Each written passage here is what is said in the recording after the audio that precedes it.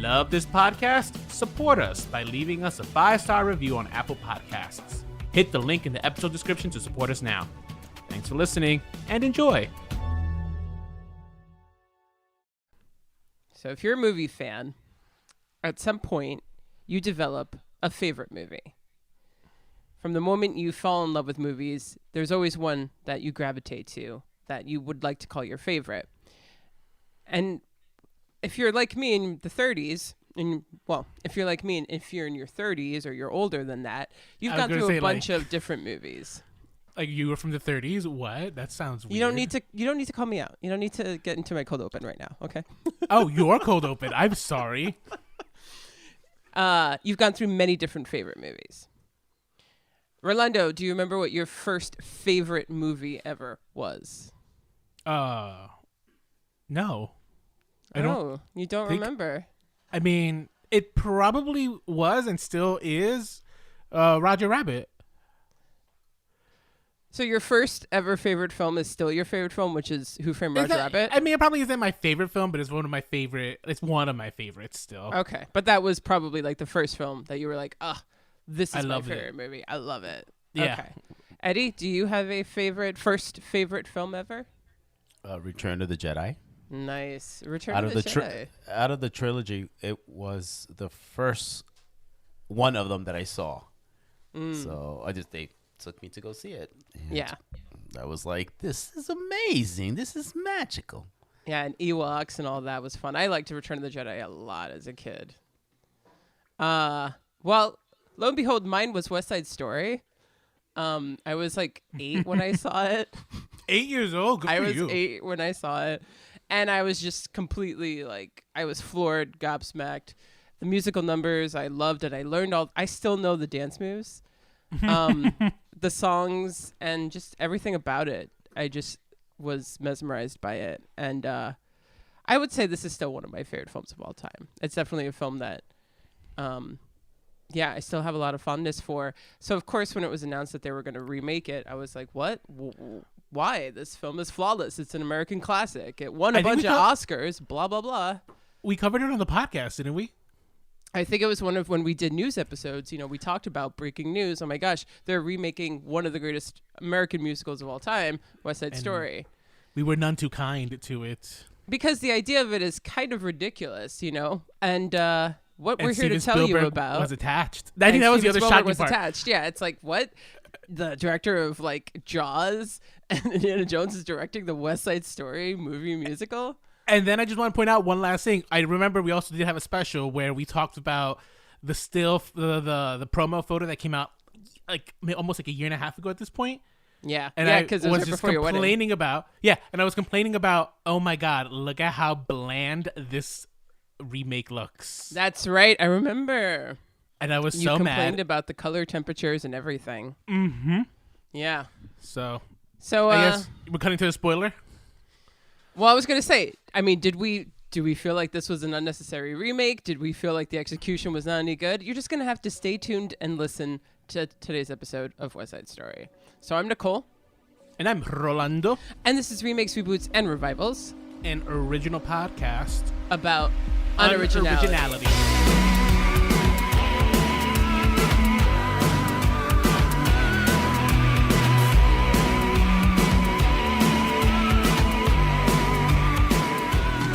Nico is so perfectly poised in the background. I'm looking at them via Zoom, and Nico is staring right into the computer, almost like he sees me. He wants to know what's up. 2 weeks till Christmas. This is the most wonderful time of the year, as they say. Are you guys looking forward to the holiday? No. Why not? It kind of sprang upon us. Yes. It did. Actually, I agree. Both holidays, Thanksgiving, and even though Christmas doesn't happen yet, it's like, where's the time going? Why is it almost here? So no, I'm not mentally ready for the holidays. Yeah. But I mean, I did most of my Christmas shopping, I think, at this point. So me too. Yeah, I'm excited. This is the time where I get to just sit and relax and catch up on all the work I got to do. So did you wrap them? I did wrap them, yes. Oh, lucky you! I haven't wrapped. That's the one thing I haven't done yet. I haven't wrapped. Well, I really enjoy wrapping presents, so I make time for that. I don't know. Maybe you don't enjoy it as much as I do. So I mean, I like it, but I haven't had time. Oh wow, you're that busy, crazy. Yeah, it's end of the year. Everyone wants to get their contracts in because otherwise, what do they pay for? Oh, okay, yeah, that's how your job works. Okay, well, yeah, because if you didn't complete your contract by the end of the year, it's just like, all right, well, we've been waiting around for you guys, so. Oh, that sucks. I'm sorry to hear. I'm sorry to hear that. Complete. Well, it's not. It's the other corporation's fault, not ours. Well, yeah, but you have to. But then now we're suffering the end of the year. Yeah, usually end of the year is just like crunch time for our company. All right, well, let's move past this boring talk. Let's get into today's content, and I'm really excited because, as I said, West Side Story is one of my absolute favorite films of all time, and it's been one of my favorite films for over 20 years. And this is a controversial remake, I would say, because a lot of people didn't really know why it was happening. And, we didn't even know how we'd feel about it. And we're excited to share with you how we do feel about it. So before, though, we should talk a little bit about what West Side Story is and what it came out of. So the 50s and the 60s, I consider to be the golden age of the musical theater in America. This is just when musical theater was at its absolute prime. It was almost complete. It was born sometime in the 40s, really, made forward by people like Rodgers and Hammerstein, and all of these shows that were being made were just, you'll never see another time like it. Like Broadway's just not the same, and it won't ever be the same as it was in this prime time of the 50s and 60s. I'm sorry, did the 1940s give us Hamilton? That's one show. We're talking about all the greatest shows. The Lion King, made with Aladdin, a 10. No, these are not. I don't consider Mormon. Aladdin and The Lion King are not the greatest Broadway shows. They're not even in the top 50, if the you Tonys, ask me. Oh, I disagree. Spider-Man Into the Dark.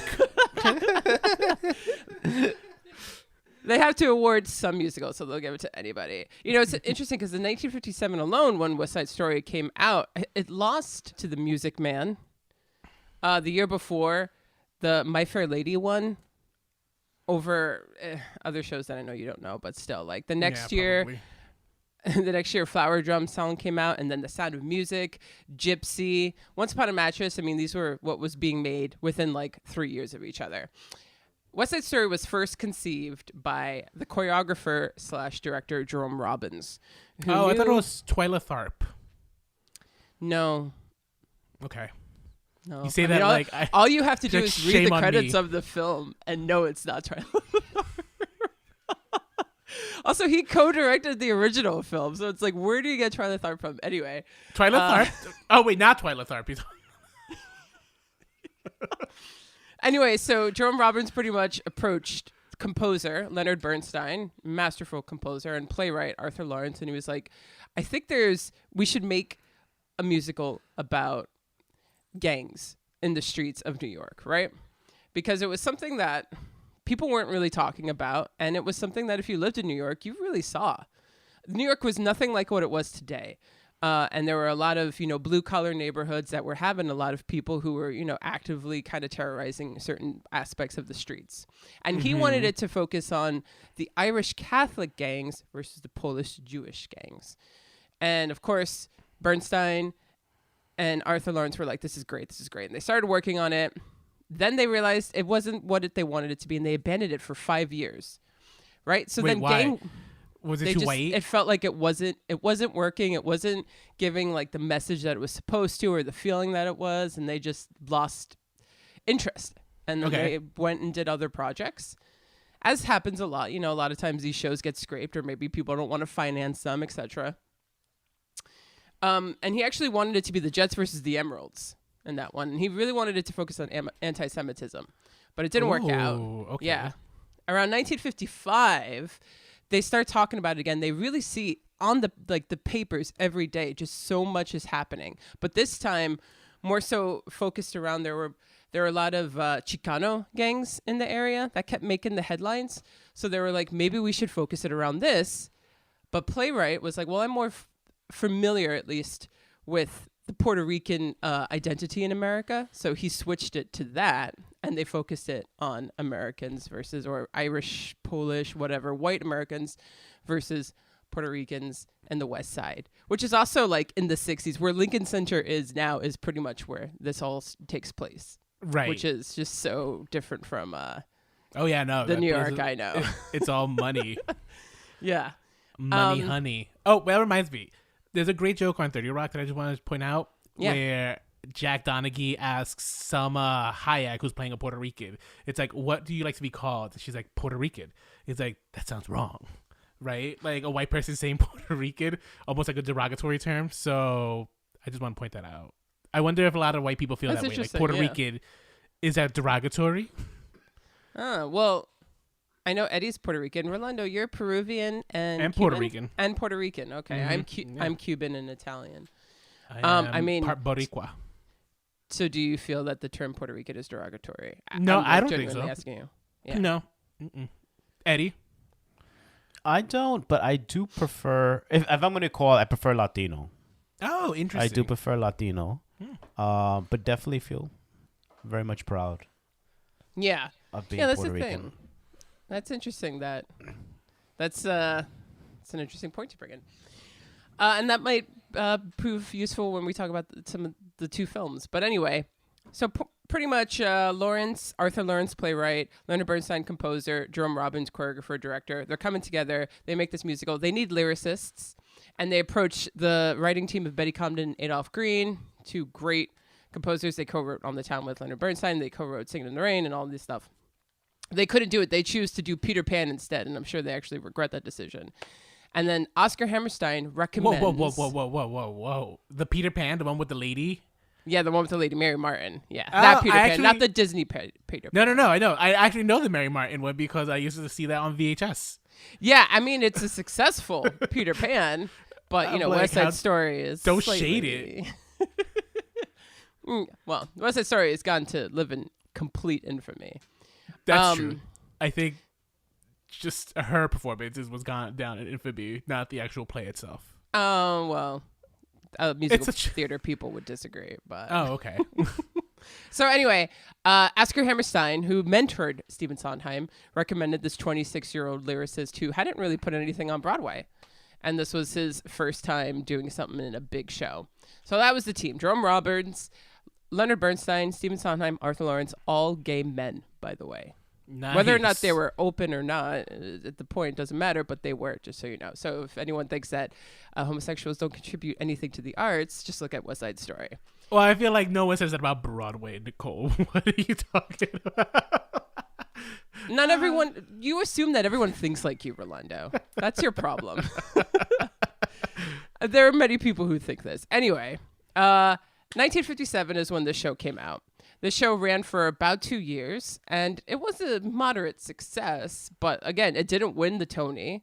It didn't last. It didn't run as long as some of the other shows of the contemporary shows did. But they immediately felt like they could make it a movie, and it got optioned for the movies. The movie is directed by Robert Wise, but also by Jerome Robbins, and he choreographed the film. So everything that you see that has to do with the music and even some of the acting is very much Jerome Robbins, and more of the cinematic aspects of it is Robert Wise. Arthur Lawrence did not write the script, actually. A scriptwriter, pretty famous one at the time, he was kind of like the Aaron Sorkin of his time, was Ernest Lehman, who wrote it. But Arthur Lawrence, Leonard Bernstein, and Stephen Sondheim were all heavily involved with the movie, and they even made some key choices for the film. For instance, in the show, they sing G. Officer Crumpkey after the Rumble. And they sing Cool before the Rumble in the show. But in the movie, they decided to reverse that. Because in the show, when you're in the theater and you're watching a show, you kind of need those laughs at the second half. But in the movie, you don't need laughs as much. Have you seen it on stage? I saw... not a Broadway performance. I've seen amateur performances. I've seen amateur performances off stage as well. Yeah, we actually. So at my high school, the high school kids had to read West Side Story. Read it, not act it. Not act it. It's what's it called? So depending on which classes you are, you either read West Side Story. That's usually for the non-advanced students. If you're like in advanced English, you read Romeo and Juliet. But for the non-advanced, like, I guess their thought is it's a little more relatable, right? Because it's a little more contemporary. They do West Side Story instead. Interesting. And that's the big thing, is that also they wanted to take the story of gangs and stuff and tell it to the story of Romeo and Juliet. Mm-hmm. And they were all really excited too, because once they realized that they were going to tell it with Puerto Ricans, they were like, "Oh, we can make a Latin like show," and they were excited about doing that, because also Latin craze was at its height in the late 50s in this country. So only 4 years later, they make the film. Okay. And I've talked to people who were alive then, and people have said that when this film came out, I mean, it was a smash. It was a sensation. Everybody went to go see it, and it was huge. It was just a movie event that if you were into movies or you just wanted to be where everybody else was, you went and saw this movie. This film won 10 Oscars when it came out. Damn. Yeah, it won a lot.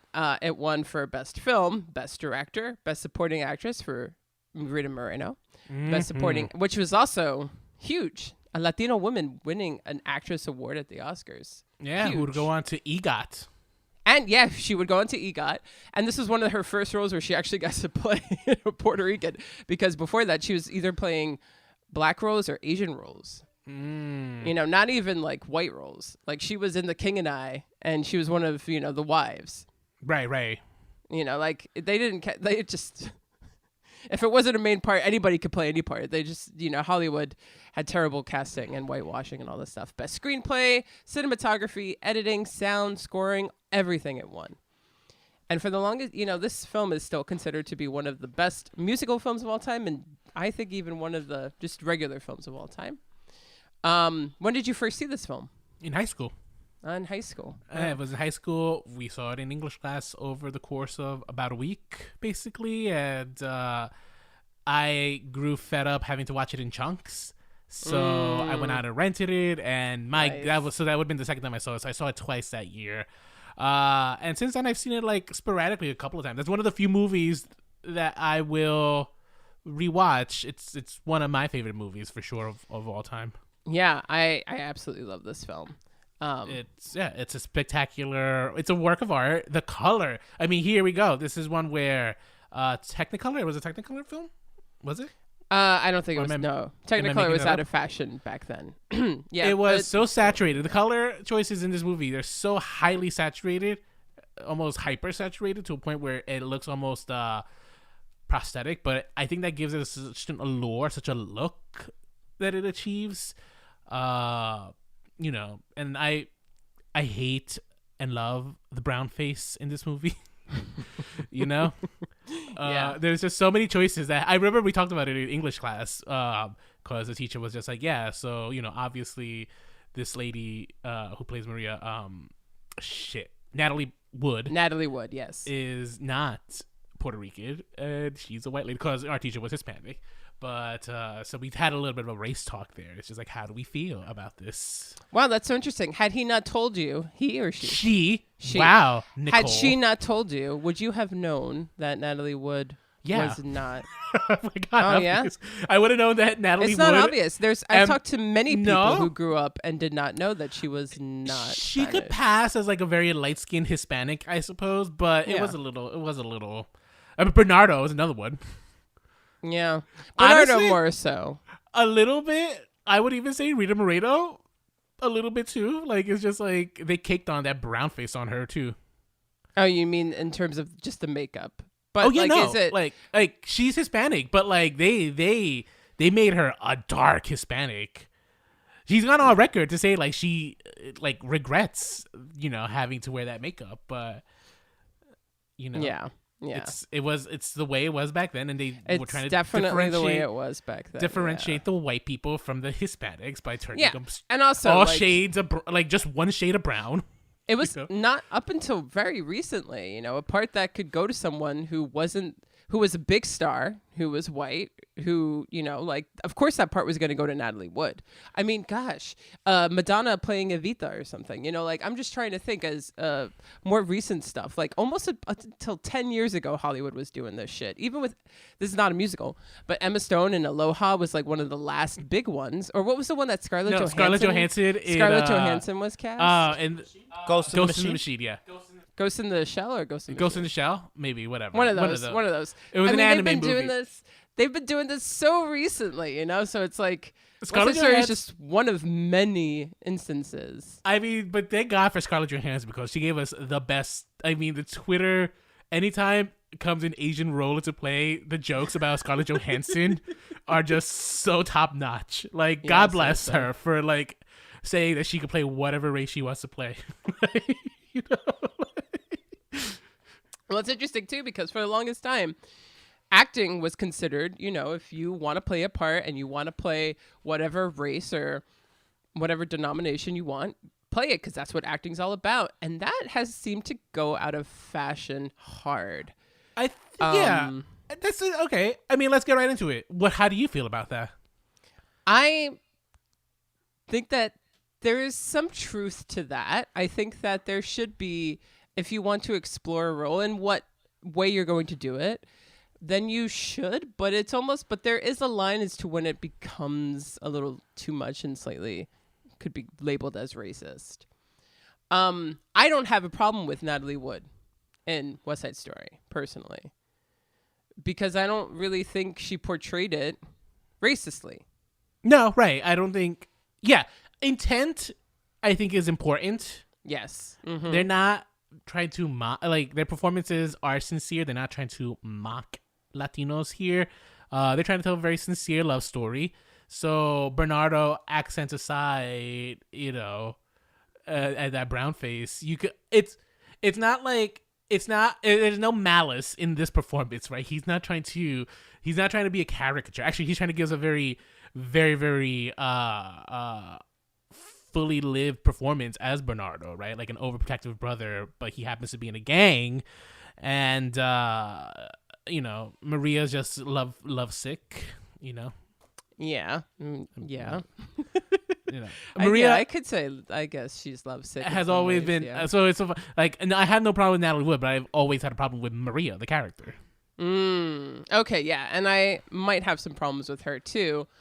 I guess the same exact year that West Side Story came out, Breakfast at Tiffany's came out, and Breakfast at Tiffany's is really famous for a really racist portrayal that Mickey Rooney does with the Chinese landlord. And that's one that is more so there because it's interesting though, because back then, only 60 or so years ago, that was just played for absolute slapstick and absolute laughs. And it was almost like the more, in our eyes, racist, but the more ridiculous in their intention that they went, they thought it would be funnier. But we look at it, it's like, oh, the way he's doing his eyes and his teeth and everything, like the more they put it up to 10, the more we just feel like he's doing this whole racist thing. And like, well, yeah. But that's the intent. So their intent there is to make us laugh at the expense of these stereotypes. Now, how do you feel about Tropic Thunder? Again, intent here. Like, this is there is a message behind the blackface. Right? Yeah. Like, it's not, like, they're not doing the blackface itself is not the joke. The joke is the actor and what he thinks about blackface. Does that make sense? Like, it's like his thought process behind the blackface, which is why I also have been, like, that's why Always Sunny, they have blackface, actually, I think twice. And again, the intent there is not that blackface itself is funny. Actually, they were talking about like why this is offensive, right? Like, again, almost going the opposite of Tropic Thunder on that one. But it worked to great effect. They had to do it. It's a comedy, but intent is important. But they're not. So in those instances, though, the blackface, that's not the joke. The joke is it's not. They're not using the blackface as like the butt of the joke. The person, like, it being black isn't the joke. It's the blackface itself is the joke. Does that make sense?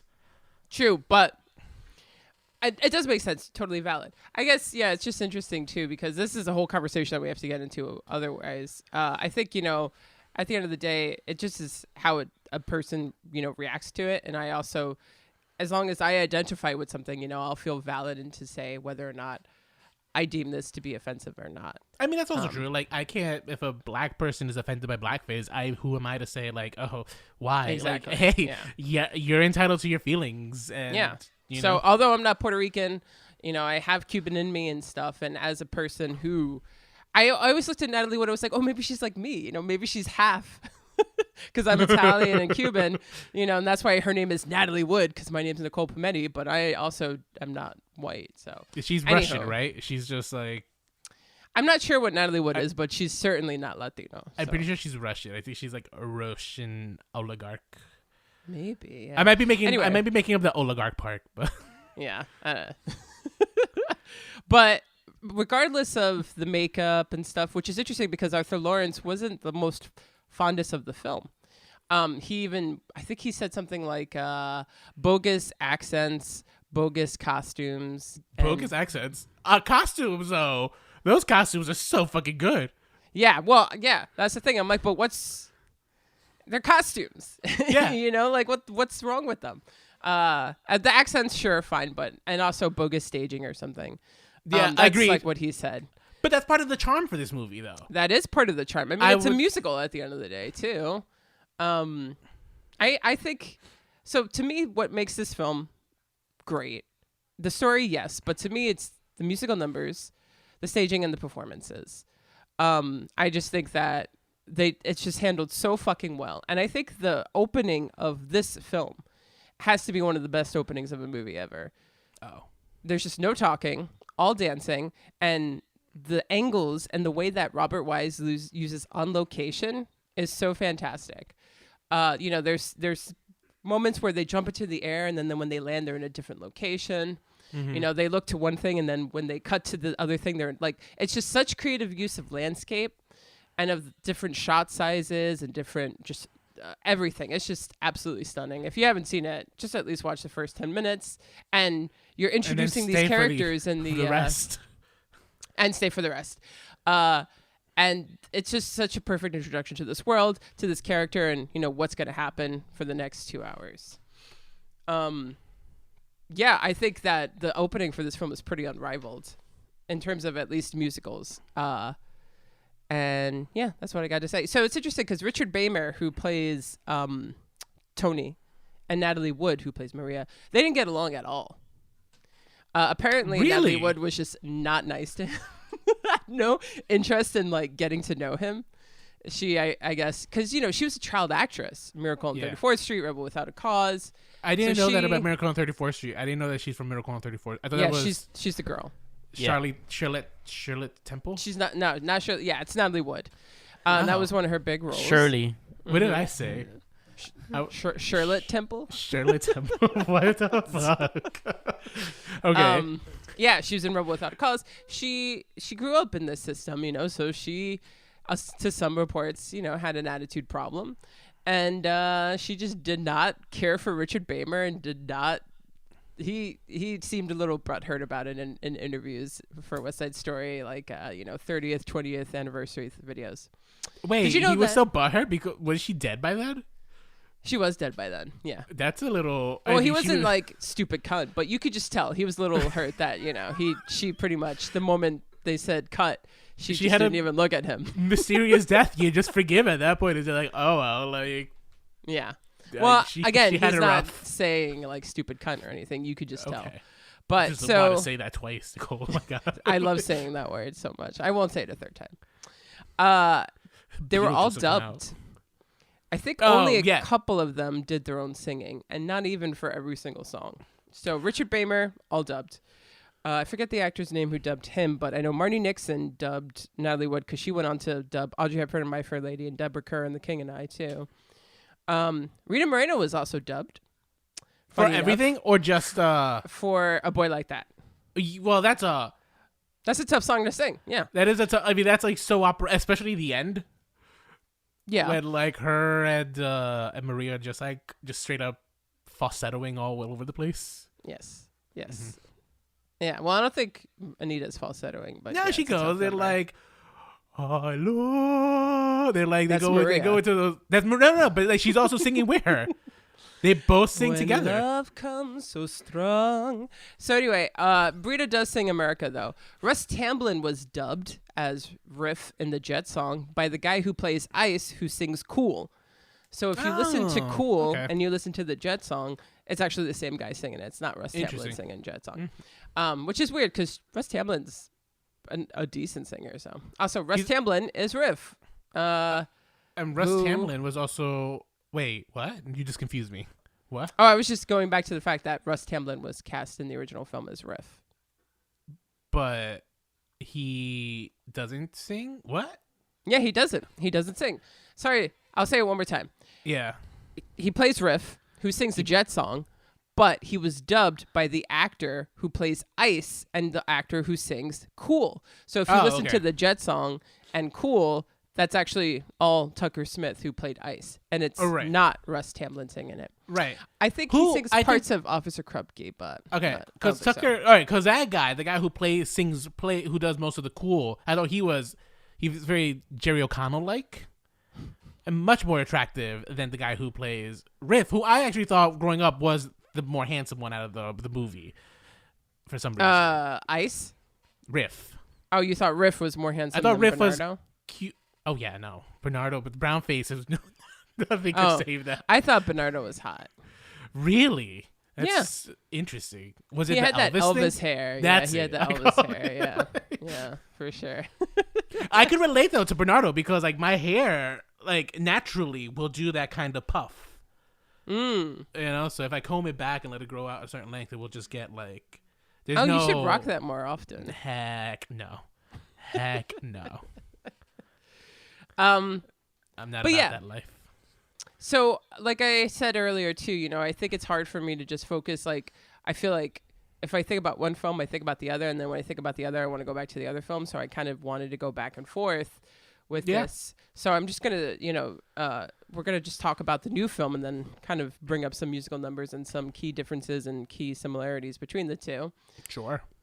West Side Story was supposed to be released last year, but wasn't because of the COVID-19 pandemic. But it's interesting because Steven Spielberg went on record saying Steven Spielberg. This is going to happen all fucking night. What was he doing? Steven Spielberg went on record saying that even as a young boy, when he saw West Side Story, he like wanted to make a movie of it, his own movie of it. The only time Spielberg has done anything close to a musical is the opening of one of my favorite Spielberg films, Indiana Jones and the Temple of Doom, where he does this whole Busby Berkeley-esque opening number when at like a Shanghai club to Anything Goes. That's it. He's never done a musical. So this is very much new territory for him, but he's 75. Can you believe Spielberg is 75? Well, God bless, because my God, all right. I owe Spielberg an apology. I'm going to say that right off the bat because I came at him so hard when they announced this movie, and you know what? He proved me wrong. So Steven Spielberg, I know you're listening out there, and I wholeheartedly am sorry for everything. No, this is easily one of Spielberg's best movies since Munich. And I don't think Munich Munich doesn't fall on a lot of people's like favorite Spielberg movies list. You know what I mean? Yeah. Actually, Spielberg is going to be 75 in 3 days. So happy birthday, Spielberg! Happy birthday! Yeah. You know, it's interesting because Spielberg's arguably the most famous filmmaker in the world, or at least was. No, I would say he is. Yeah. Like he makes such good family. Well, he used to make such good family-friendly movies. And, you know, he then started going into, like, Oscar Beatty stuff. Lincoln. He did Lincoln, right? Yeah, he did Lincoln. Yeah, so you, like, that, like, I never saw Lincoln because it's just, like, Oscar Beatty.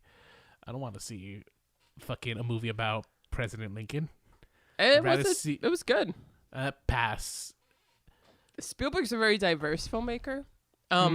You know, he started off making... His first film, the TV film Duel, was kind of like a horror-esque movie about, you know, essentially a killer car. He made a comedy with Sugarland Express, and then he made Jaws, another kind of horror suspense film. Then he made Close Encounters of the Third Kind, sci-fi. Then he made 1941, a comedy, but it was a flop, so you probably don't know this film. Then he made Raiders of the Lost Ark, adventure. Then he made E.T., family, right? So it's just like every single film he's doing a completely different genre. After E.T., he made the sequel to Indiana Jones, but then he made Color Purple, completely new territory, and Empire of the Sun, crazy. Hook, followed by Jurassic Park and Schindler's List in the same year. Wow. He made, then after that, he made Amistad, Saving Private Ryan, then Minority Report, and Catch Me If You Can. It's just, so diverse.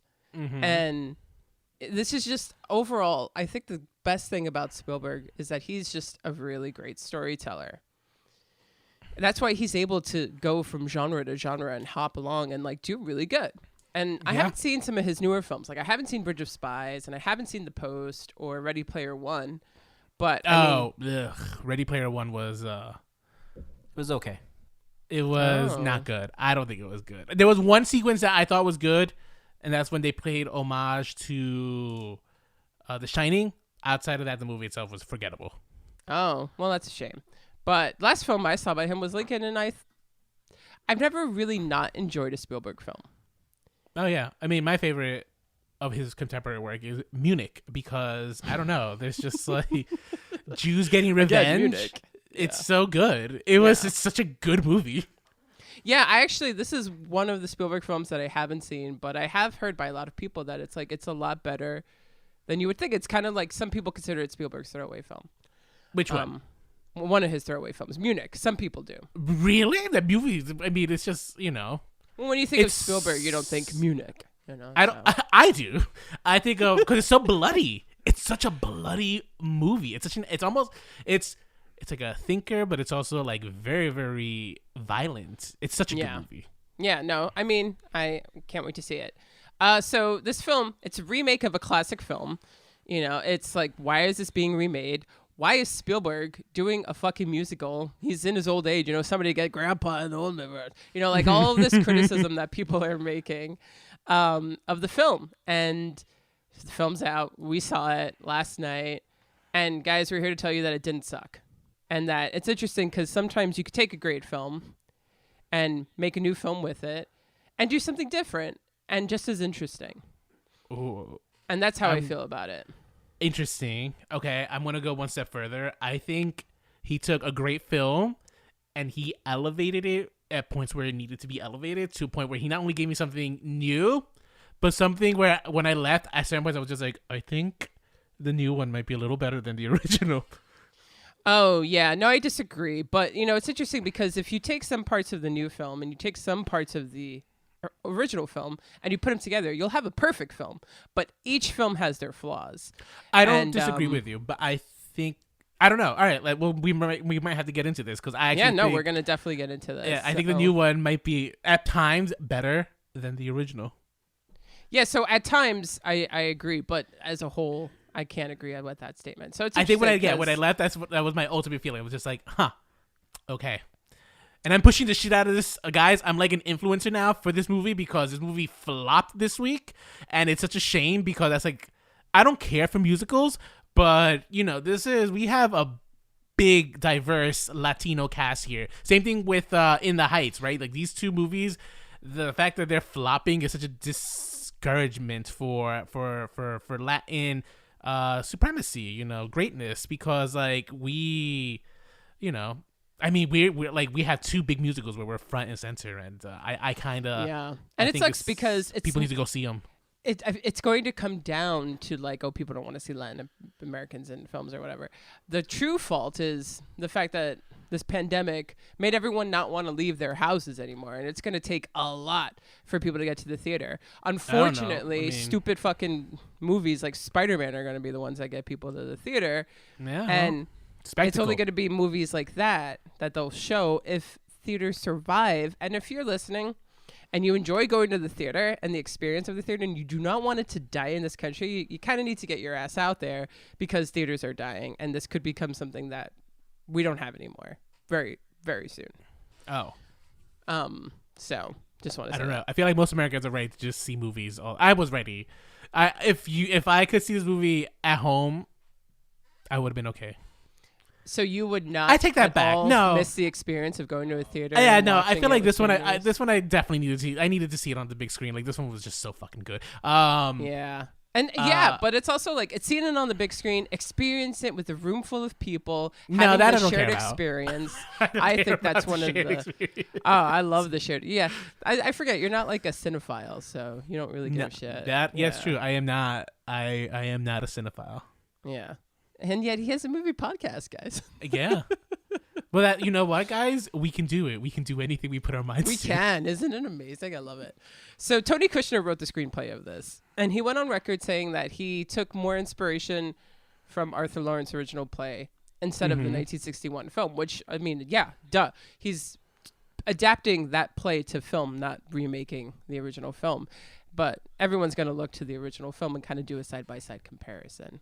As we But will. they made a lot of really interesting adjustments to it. Mm-hmm. And where to even start? So when the film begins, right? It begins pretty much the same way. We're introduced to the two gangs. First, the Jets. As in the original film, we kind of do this aerial shot and then we zoom in and we see, you know, the Jets interacting with the various kids at the playground. In this film, it's a little different. We see the Jets with paint buckets in a decaying scene of the future site of Lincoln Center, which already one puts, you know, it puts a timestamp on it. You know, this is a period piece. Yeah. 1957, 58. And it shows, you know, a city in decay, essentially. Or the original film. I don't know if it's a city in decay. I think it's more of a city trying to get rid of the riffraff.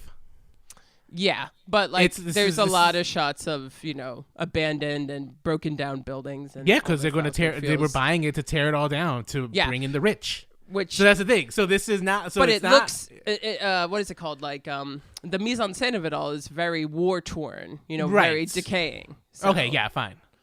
Yeah. I mean that's the story, but the what is that word? I keep saying mise en scène, but it's kind of like what you're getting from the image is that what it looks like. Right, but it's so, I guess, interpretation wise, because like since they put so early front and center that the you know, Lincoln Center is coming and part of the story is, I kept seeing it's just like, okay, yeah, this is the because you know, I've seen it, like this whole neighborhood is, you know, the way gentrification works, like you tear old shit down, pushing new shit up, like I see it, you know what I mean? I've grown up with it, so that resonated with me, right? Like just pushing out of the poor people, and just like it does for a period, it will look like slummish before they just like tear everything down and bring everything back up. So yeah, I mean, yeah, that's the story perspective of it, but visually it's like city in decay.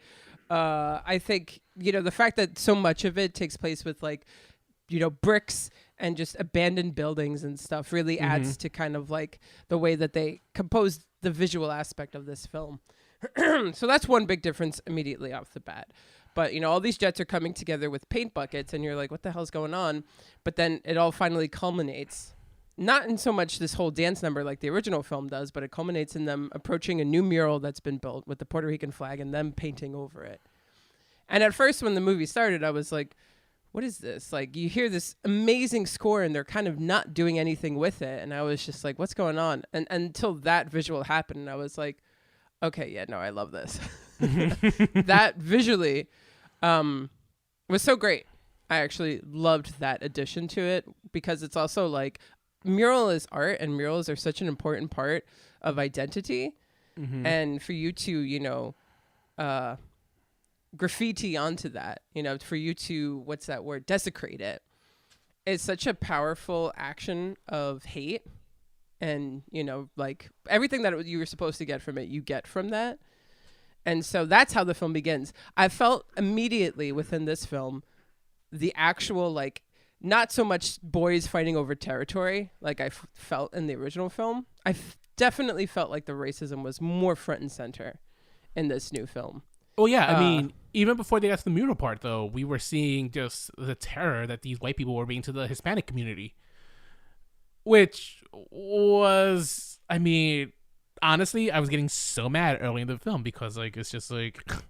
Let's be fucking honest. When we had Trump in office, like we were witnessing that shit. So yeah, no, timely fucking sentiments, you know.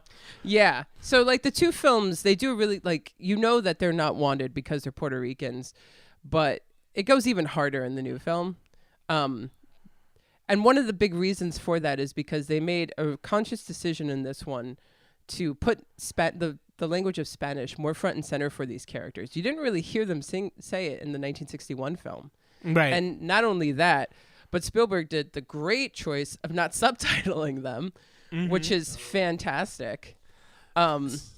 And yeah, it was just so great too, because the moment you see a subtitle, right, in any film, it's like, okay, well, this is another language that, the main audience is. So when you don't see a subtitle and you see Spanish treated equally as English, because it's as spoken in this fucking country as English is spoken, it was just like the best decision he could have ever fucking made. Absolutely. It was deliberate. And I'm so glad. So, Spielberg has gone on record to say that the reason he did this was because he didn't quote, want English to have power over Spanish. And I'm just like, oh, that's so fucking, how fucking refreshing is that? Like, yeah. And at the end of the day, whose story is West Side Story? It's all of their fucking stories. It's not just the Jets' story. It's not Tony.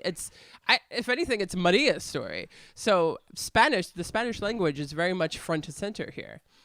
And so all of that, because it was 1961 and they still had the code, and it was more timely to that day, and they were like so concerned with like not using outdated slang language and stuff. Like they had to kind of make up their own language, But we're in 2021 and we can look back at the old ways that they talked and try and make it more historically accurate.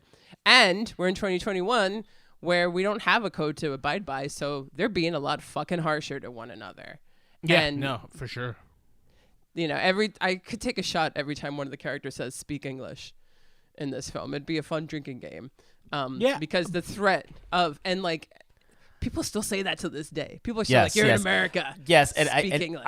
I remember just like hearing that in the movie and still feeling that tenseness in my neck, like in my back, just like, being in positions like that with my parents, my mom talking to me in Spanish and other people around them being like, this is America, speak English, that kind of thing. And so very much resonated. Oh man, I was in the air. I mean, I was in the airport and I was talking to my mom, like giving her directions on what to do next. And I was talking to her in Spanish, and some white lady just like, she just like straight up says like, we're in America, speak English. And me and my mom both fucking popped off on her because we were like, it's like, excuse you. This was very soon after the Trump had won the office. So like, I mean, tensions were high, So I remember I was just so fucking mad. And yeah, but that whole idea of like speak English, like I've experienced that. It's such an internal conflict that I used to have when I used to be in college, because like I used to work in a predominantly white area, and my fear was that they see me talking Spanish, like they just think I'm a just dumb immigrant, and how fucked up is it that that's the first thing that my mind goes to, So, I mean, yeah, this is a movie. But then you're in the theater. Right? You're in the theater and you're watching this and there's no subtitles and you're bilingual and you're watching this and you're laughing your ass because you get the jokes in English and you get the jokes in Spanish. And you're the only one to laughing because most people around you don't speak Spanish. So you're getting something a little extra. Yeah, that's true. If you're bilingual, you really got to enjoy this movie. For sure. Yeah. So that's how we get introduced to the film. Pretty much, we meet Lieutenant Trank, Officer Krupke, and then Riff goes off and tries to get the help of Tony. And there's a difference there. In the original film, again, I felt, childhood friends, almost like they were brothers, right? They even looked alike to me. I always thought Tony and Riff were brothers because to me, looked so much alike. And you just get this quality of two boys who really, really love each other in the original film. This one, you feel two kids who loved each other once, but there's more of that rift between them. There's the fact that Tony just came back from being away, at a not even prison, but I guess it was like juvenile detention. I think it was. It wasn't Rikers, but it was some upstate like. Yeah, he went to like a boys reform school or something. No, I think it was a juvie or something. Yeah, something like that. Also, yeah, 50s, man. Juvenile delinquents were like the thing happening then.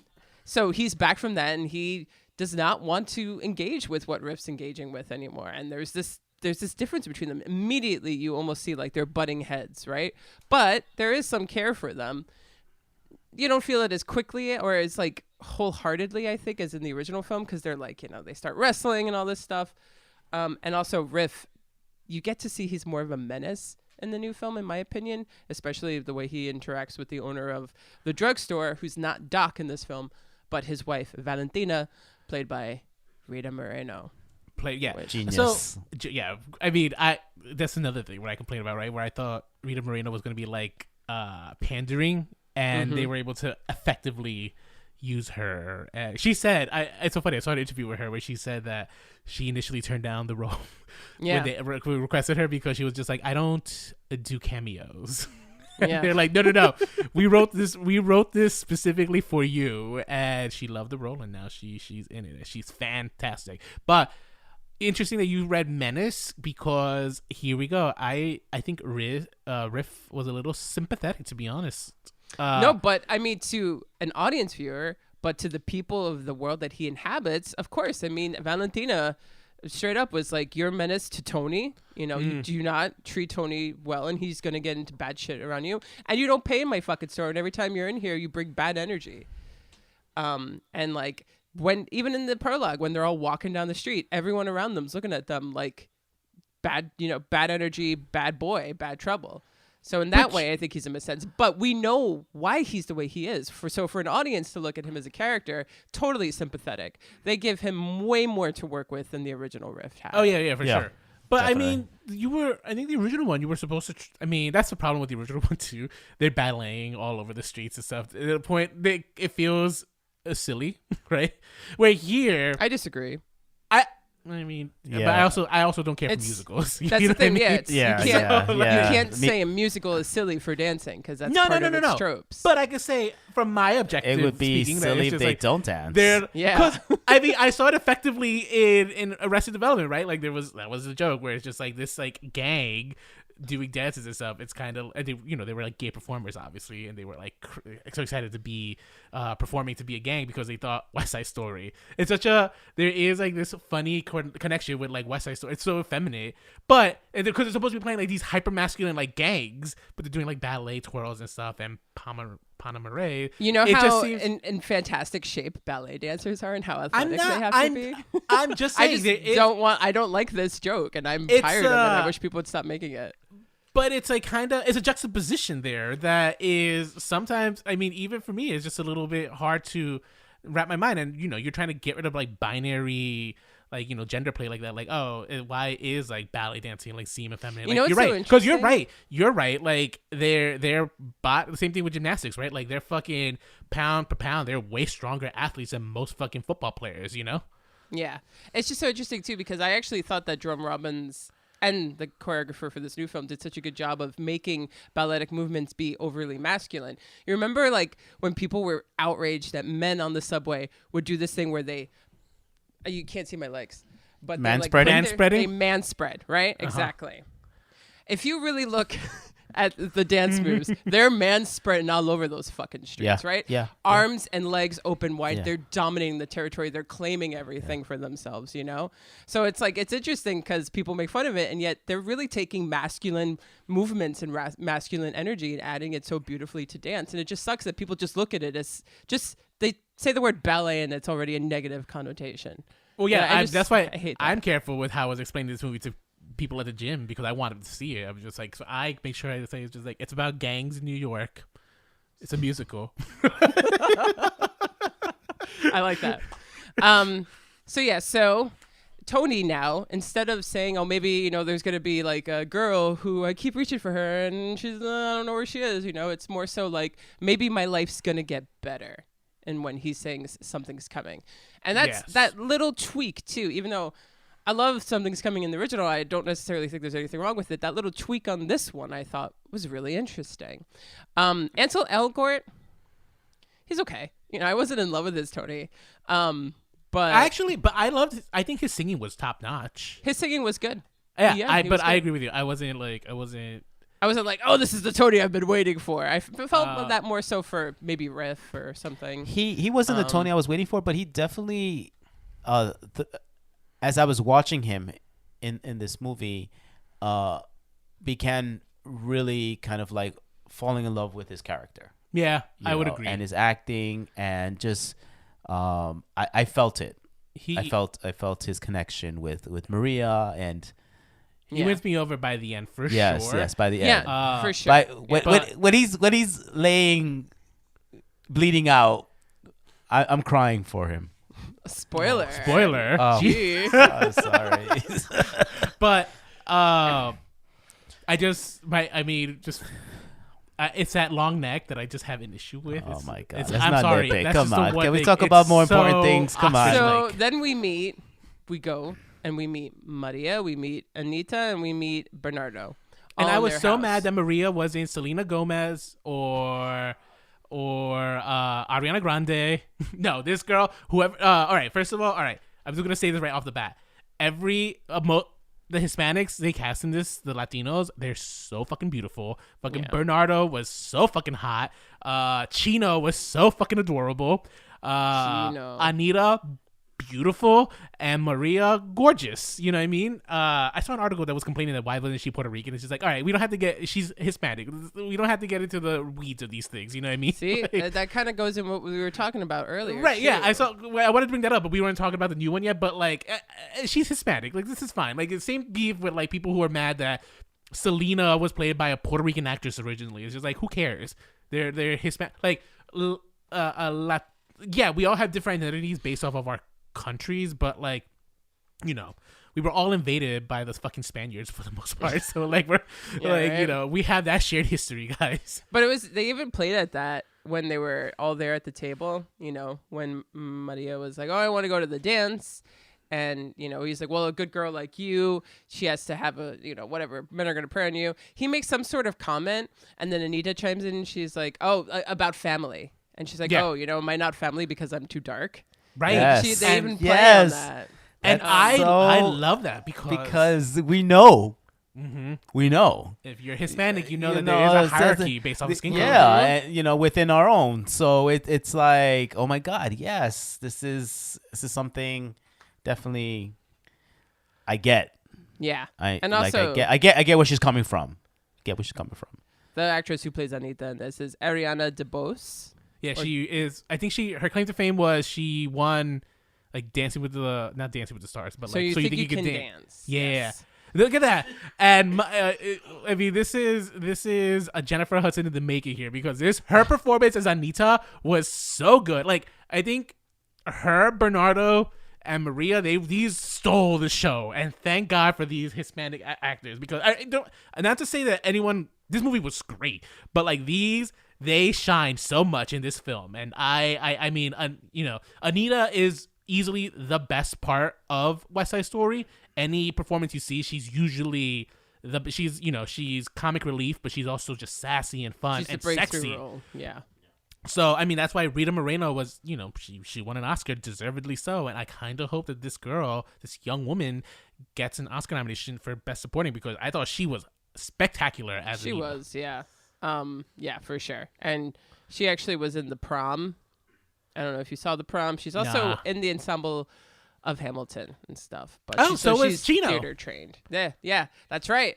Also, Chino. The difference of Chino from the 1961 and to this one was one of my absolute favorite things about it. Because Yes. Chino was more established as a character. Exactly. He wasn't just like some boy that they wanted to hook up. Exactly. Like, he actually had this whole Yes. backstory, you know. Yes. Like, Bernardo was trying to take care of him, almost be a father to him, Yes. and wanted to keep him out of harm's way. But, you know, Chino wanted so badly to be with Bernardo and to fit help in. him out and fit in and be, you know, with him and all that. So, And I think the tragedy of Chino, But even not even more than fitting in. It's more like I want to be part. Like he says of your world. No. He says to Bernardo, I want to do what you do. I want to protect our people. Mm-hmm. You know, and so I love that moment between them, because it felt like this is like, I remember from my parents' stories. This is what you did. You know, when they came to this country. In the 60s and the 70s, is what you did. You helped each other out. You looked out for each other. You created these small communities. You came here young. My parents came here as teenagers, you know, without their parents. They had to figure it out here. Yeah. And so just to see that, you know, like, oh, looking out, you know, you got to stay out of trouble. You got to do right, you know, get education, get a job, you know, make a family. Yeah. I mean, to Eddie's point here, like, my mom, when she came to the country, she was young 20-something, didn't know anyone, and it was like the Hispanic lady who was a little older, who's been here for a couple of years, who had to help her out, and navigate this new world that she was in. And I cannot wait to take my mom to see this movie. I'm going to watch this movie again because I want her to see this movie so bad. I think it's so good. And I think she could just relate to me, a 30-something in 2021, to find just things that I just like easily just related to here. It's so, I don't know. It's so odd for me to say this, but I feel like Spielberg made a movie that was for me. You know what I mean? I just, love story aside. Yeah. Well, it's interesting too because even like we get more sense of Bernardo's home life, and they don't seem to have their parents there. They were brought over from this country, and they have to work. Unlike from the same country. Yeah. Unlike the kids who unlike the kids who grew up in America, who don't have to work. These people are like, suffocating, like in a way, financially and stuff. And they are having like a lot of negative experiences because of it in the country. Actually, that's such a funny thing that you just brought up. I never realized that, but yeah, we always see the Hispanics working. We don't see the white kids working. Yeah, and I know it comes up in Officer Krupke, but one of the best numbers in the whole fucking show, not so much the movie. But anyway, so Bernardo's a boxer in this film too. I think they might reference to that in the original film, but it's not like you ever really see it, or it's like not really something that's well established, and they kind of really establish that in this one. So Bernardo's got a lot of anger, and he's got a lot of physicality within him, and he has definitely had a lot of negative experiences, and it makes sense as to why he does what he does, at least later on in the film, and who he is. And he's got his little sister to be protective of. So they go to a social mixer, which in the original film they call a dance, but they kept calling it a social mixer here. Yeah, so. like a social experiment. They did call it a social experiment. Social experiment. I don't know who you went over like that, but okay. Yeah. And also we've met Anybody's in this movie. Yes. Who, Anybody's is in the original film, and it's a girl who desperately wants to be a member of the Jets. And because she's a girl, and because girls are supposed to wear dresses and all this stuff, they, the whole movie, they deny her entry into the Jets until she pretty much earns her place. And in this one, they treated her slightly differently. In the sense where it's more than just a tomboy girl. Yes. But this is more of a girl who identifies as a man, right? And wants to be seen as one. And the only person who really treats her that way is Tony in like one shot. Yeah, that's right. The rest of them don't treat her very well. Until the end. Until the end when she earns her place. But like, I feel like she's earning her place doing the wrong thing. Well, yeah, they're all doing the wrong fucking thing. Yeah. But yeah, no, she gets her. Because I think he would identify. He's played by a trans character. Oh, it's a trans actor. Trans actor. Look at that. All right, good. Yeah. So So I really would love someone to do an essay on just like Chino and Anybody's characters, because this film was able to flesh them out a little bit more, and you really, they weren't just like the side in the background. You really felt the idea of identity resonate from them, and even being called Anybody too took on another level.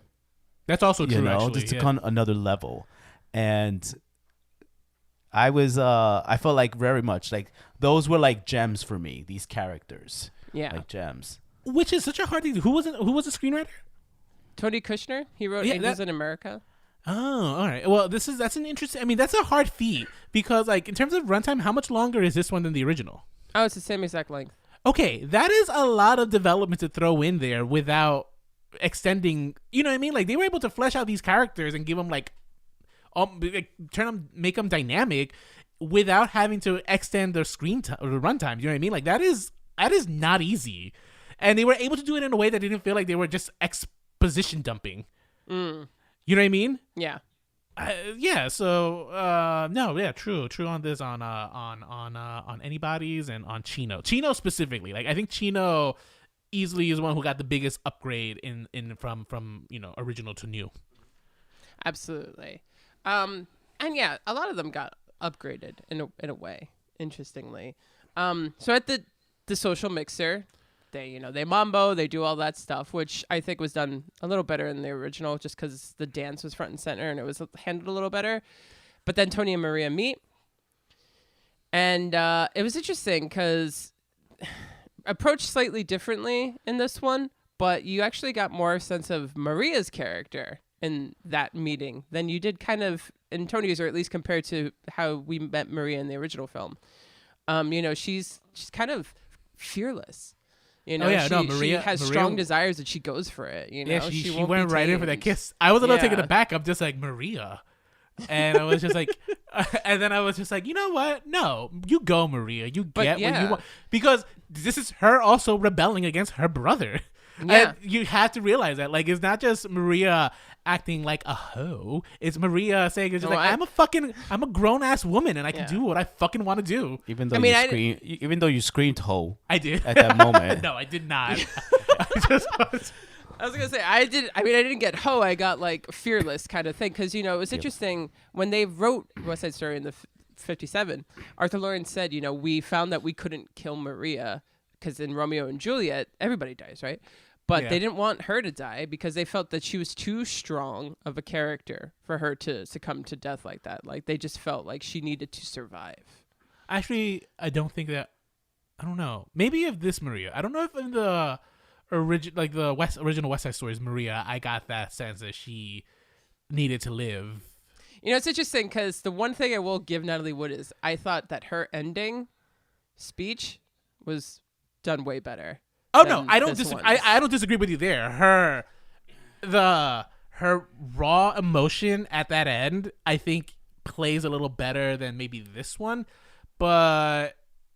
I think maybe the flaw for this one is that this one started at the end, started feeling a little very stage play, where everything up to this point was a little more cinematic. This one felt much more stage. Again, I'm not like that, I'm nitpicking here, but but Natalie Wood. But overall, I'm talking about the character, not Natalie Wood's performance. I'm talking about Maria. The character. Interesting. Like Maria, I think, I don't know. She was so mousy in the original one. All right, well, so we'll get to a couple things about Maria in a bit. But before that, Tony sings Maria. And it was interesting how it's very similar to the original, but there was one shot in particular that was like overhead and there was all this water on the floor and Spielberg just put like a shitload of lights. And so you're getting all these lights reflected and you're seeing Ansel Elgort from above. And it's just like a really astonishing shot. It was nice. Yeah. They were just like, so that was the thing. I was like, you can't really do Maria too much differently. But the shots that he came up with were pretty good. Yeah, we're pretty good. I wanted to see if they kept the water though when they pan out, like when you have a wider shot and like, oh, the water is still there and you see like some of those lights from you saw the puddle. So I'm just like, okay, so there's consistency and I respect this. And it was very funny to see all the different Marias pop out their heads in the window. That was also, I thought that was cute. Yeah. Yeah. I thought it was like, oh, they're turning into a little comedy thing. I kind of like the original where it's like nobody exists but him. He's just like in this open landscape and he's singing and nobody's bothering him because he's in like this moment. But that little comedy thing, I get it. It was cute. And then it goes right into Tonight. We had a little difference from in the original film. There was a break. We saw America and all that stuff. But in this one, they go straight into Tonight. So, these characters have all this time. And I love the song Tonight, even though Sondheim does not enjoy the lyrics of it because he felt a lot of pressure from Leonard Bernstein and Arthur Lawrence to write overly poetic lyrics. So he's Sondheim wrote it? He wrote the lyrics, yeah. I didn't know that. He's not that. And I would say that if I were to give you an example of the beauty of Sondheim's lyrics, I would not probably give you any song from West Side Story. But it's his most well-known one, yeah. America? I think it's...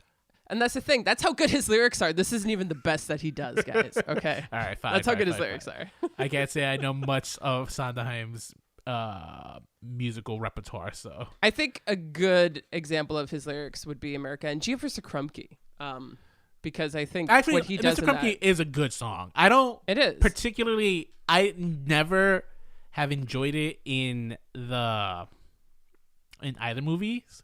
Right? Yeah. I don't care for either musical number because it always feels a little out of place because I don't care for the Jets that much. Yeah, because they're shitheads. Like, I don't have any sympathy for them. But lyrically, that song is good. That is a good song. It's a bop, you know. But I don't. Again, both times it comes on, I'm just like, ugh.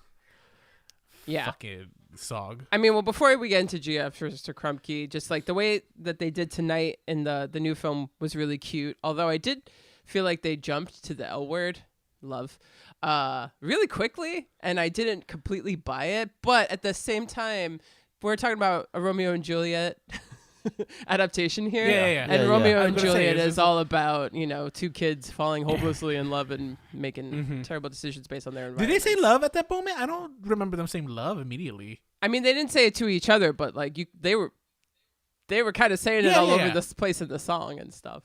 Oh yeah, no, fine, but like Te adoro and you know. So. Right.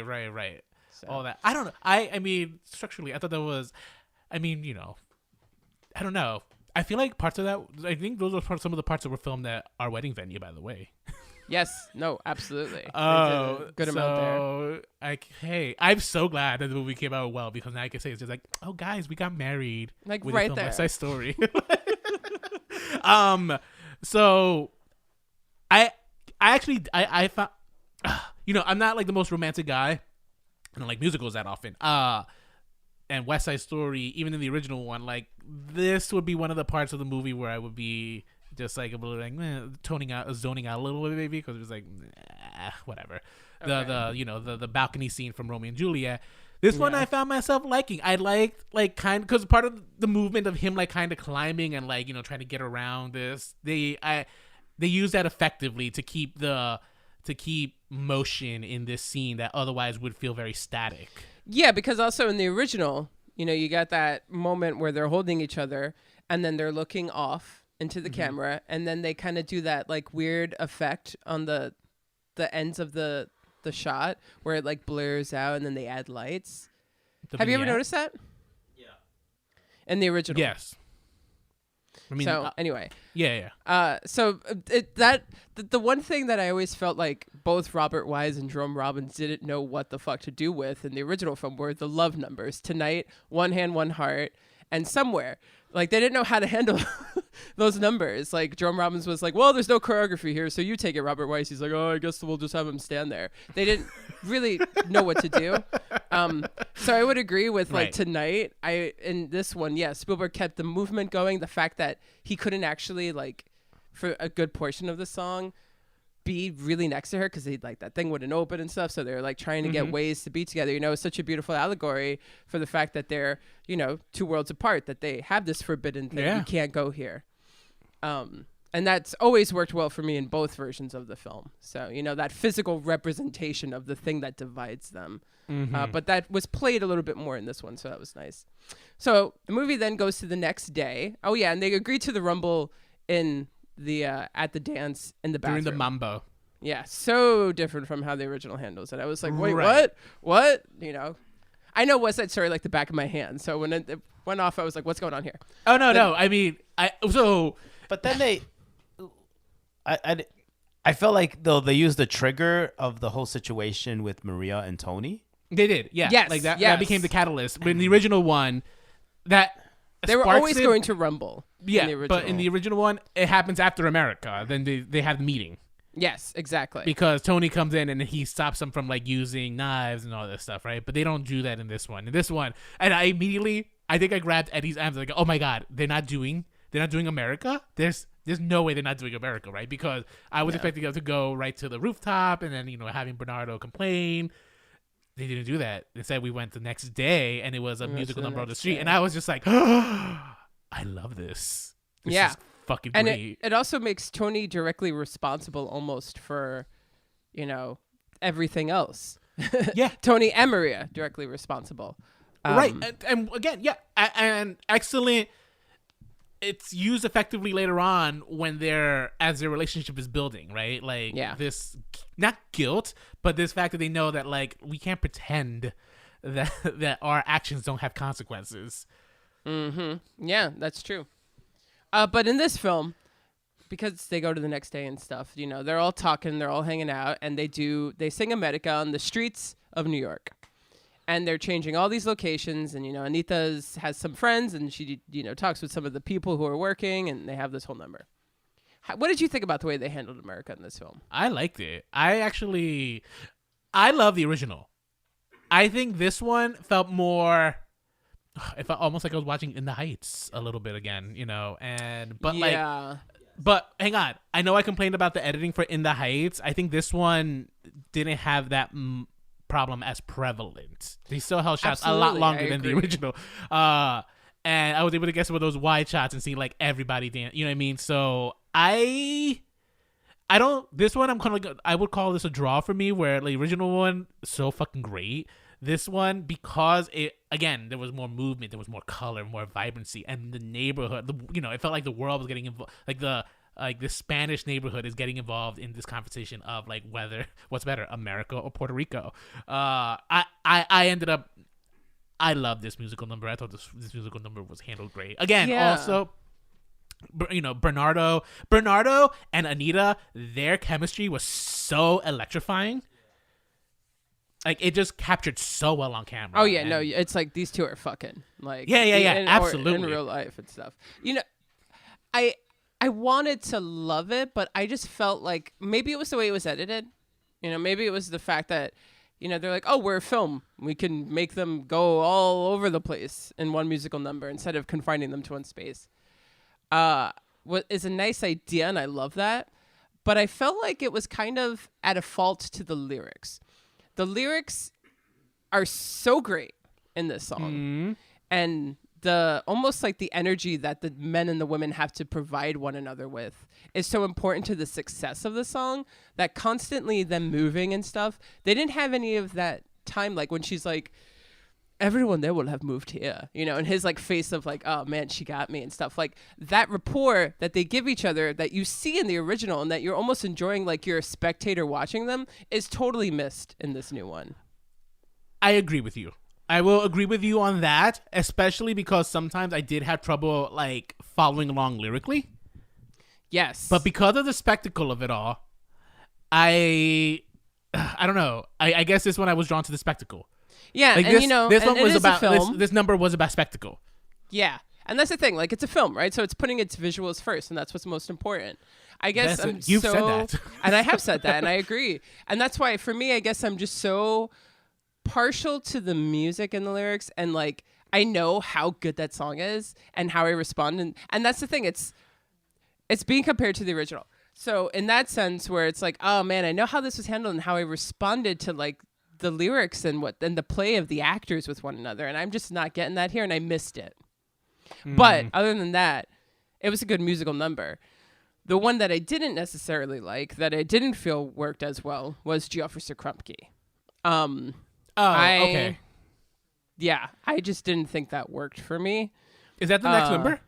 It was the next number, yeah. Yeah, because I think now the cops know there's going to be a rumble, so they're bringing people in and stuff. All right. And all right. I don't, like I said, Officer Krupke is one of the number that for both movies, I don't care for, despite the fact how lyrically good that song is. I think lyrically it's so catchy. I just don't think, I think they're filler, Yeah, so I think it's actually one of the more important thematic songs of the piece, because this is one of the only songs that addresses with how people treat these people in society, right? Like, oh, hey, I got a social disease, and how it's pretty much about how these kids are just like put from one, they're put from prison to psychiatrists to jobs, and nobody's helping them, and they're all just like passing them along to the next one and judging them along the way. Hey, I'm depraved on the count. I'm deprived, and it's like making really lighthearted out of some heavy shit. So like thematically, I think this is one of the fact that they turned such a, like you said, you called it a bop earlier, and a fun song. The trouble is he's lazy. The trouble is he's sick. The trouble, like all this. It's so like the fact that he took such a heavy theme of like people who are just given shit ends of stick in life and like are not treated well systematically in this country, and made such a comedic song out of it. It's so great. So it's hard because it's such a great lyrical song and thematic song, that it's like, how do you do that justice? Because it's also a comedic song and it's a lighthearted song and you're supposed to have fun with it. So it's such a hard one to tackle. I thought the original was slightly more successful just because it handled it like it did with America. Well, we got to hang out with the Sharks. Now let's hang out with the Jets. Right. Changing the landscape and, I don't know, using the actual courtroom and stuff.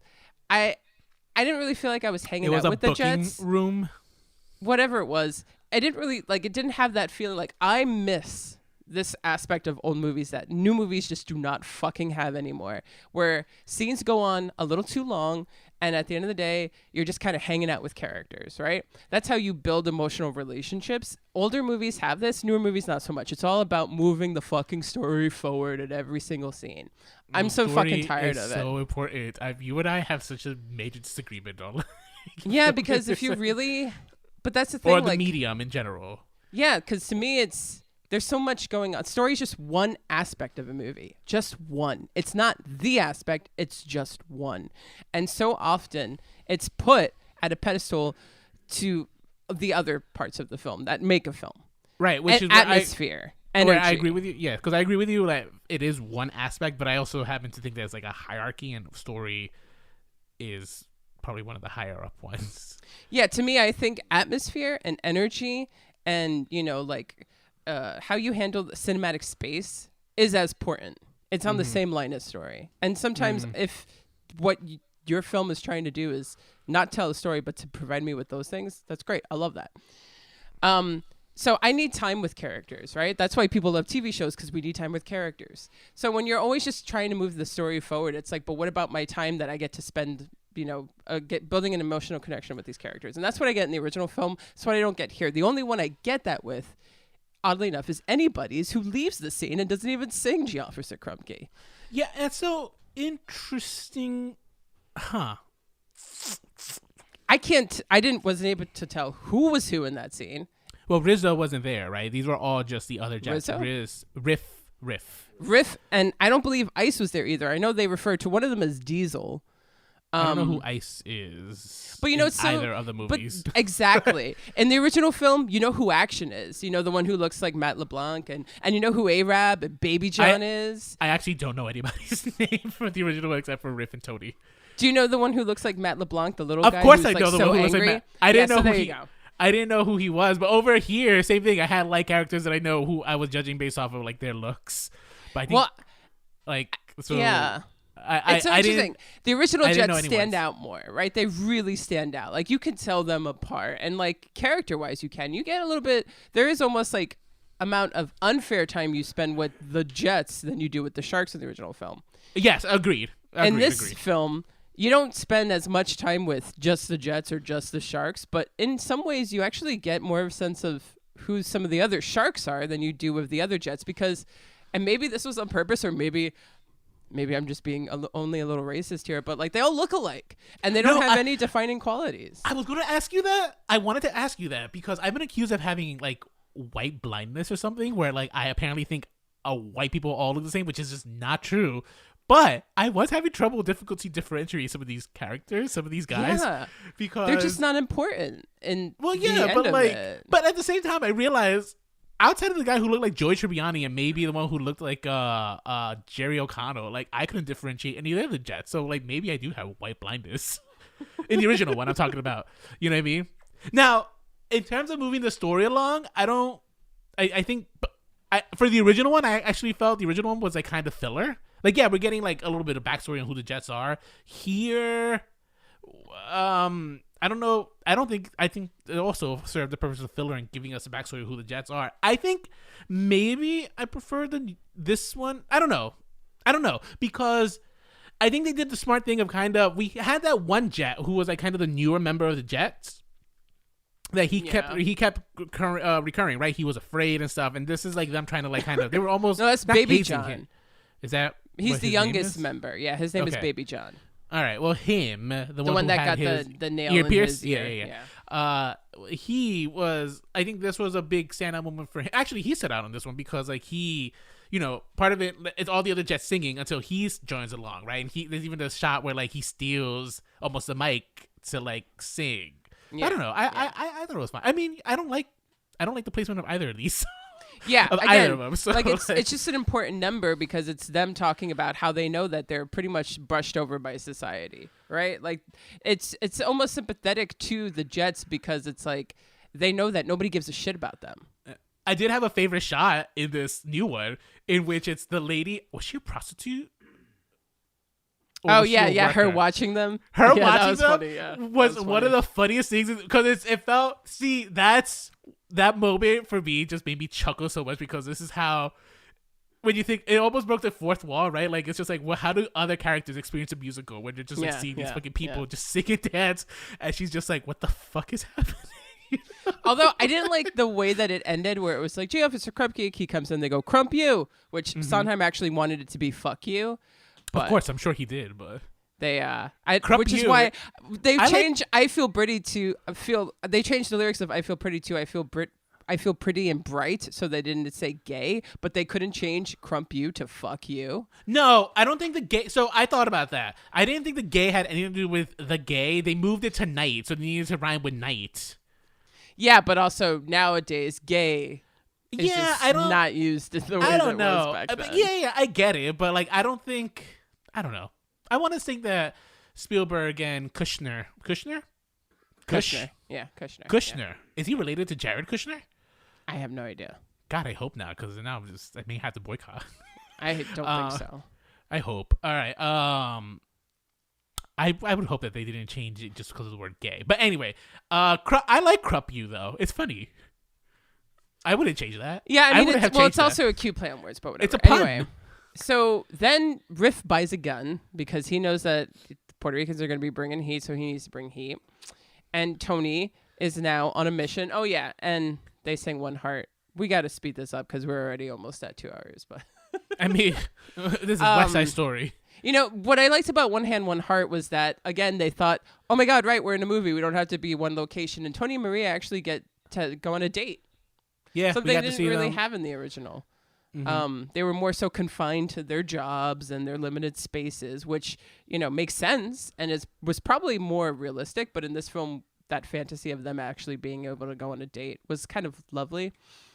And it's a nice song, One Hand, One Heart. That was originally going to be the balcony song, and Oscar Hammerstein was the one that convinced Sondheim and Bernstein to write a different song. How do you think, who handled it better? Do you think the new one handled it better by being in another place, like being almost in a literal church and having like their fake wedding scene happen here? Or does the original one handle it more effectively with like them playing pretend with the mannequins and stuff? Like, what do you think worked better? Because on this one, I am conflicted where I think the original one might edge this one out slightly. I'm partial to that one because it makes it, to me, sadder. Because it's like, oh, it's such a fantasy of a life that they'll never know, and they can't even, like, ever even get a chance at. They can't go to a church together like they did in this one. It's so much more of, like, a far and away, never going to happen dream and fantasy. So I think it's sadder only because they're so infantile and you see it much more in that scene, despite the fact that you have like these grown-ass adults playing teenagers. They're playing pretend and you see them almost be like kid-like, right? Where here you're because they are kids. Yeah, and here they're like kind of going on a date, which, you know, would happen and stuff. For sure. I definitely agree that you know, adolescentness in the original was charming. And in the original one, like this song is after I Feel Pretty. In the new one, that's going to go a little later, that song, I Feel Pretty. Yes, and a song's going to come earlier, which is cool. When Riff buys a gun and Tony's trying now to actively prevent the fight because he also knows he's kind of responsible for it. And he sees that Riff bought a gun, so he's like, oh, wow, you're so cool, boy. So they do this whole number with Tony trying to get the gun from them, but also like tease them, like, oh, you want it? Come here, come and get it. It's a little weird. I don't know. What did you think of Cool? I preferred it. I did not. So that's Cool is also one of my least favorite numbers from the original one. And I feel like that's a very unpopular opinion because, I mean, come on, that one became a fucking Gap commercial in the 90s. You know well, that's not the movie's fault. That's the Gap's fault. I'm saying that's how beloved it is, that it could go on to become a Gap commercial. Oh, that's I'm not not why you criticizing don't it. like it. Okay. No. It's not why I don't like it. I don't like it because I think it's just whack. In my interesting. opinion. I think the Even choreography back then, is I thought it astounding. was kind of. That's so interesting. So cinematically and the choreography is just, I think that number is just so stunning. If you like really watch it as a film and the way that they were able to pull that off is really great. And I love how dark it gets tone wise in the film. Like the film just kind of takes a complete 180 and you're like, oh, we're not having fun anymore. Shit just got real and they're all fucking losing their minds. Right. Yeah. So I love that.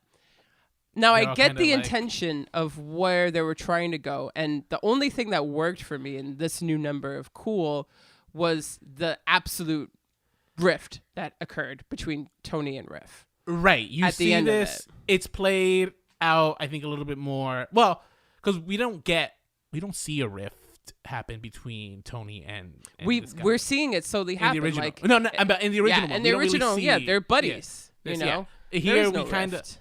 I think, I don't know. You need to freshen things up. I like it. I personally liked it only because I think it was a better placement for it. Happens to be. I think this actually follows more so the Broadway play, right? Because it does happen before the Right. Rumble. So in the Broadway play, just take Jefferson Krupke and Cool and switch them. Okay. So while they were waiting for the sharks in the play, they were singing Cool. And then after Riff and Bernardo had been murdered, they sang Jefferson Krupke to kind of like cheer them all up. Right. So I like the rift that happened between Tony and Riff. I didn't need Cool to be there. And again, one, you're living in the shadows. So of course, comparatively, I'll applaud it for not even trying to do what the original film did with that number because they knew they couldn't compete. But yeah, I was gonna say that. Like, I don't think it because just felt odd. I don't disagree with you. Where the original one, visually, it's a gorgeous. I mean, the lighting on that is just like so theatrical, right? Like they're using the car lights. They're. I think there's even plays with silhouettes and stuff, and it is a good dance number. It's not my particularly favorite song. Again, maybe just because I just bias against the Jets, Yeah.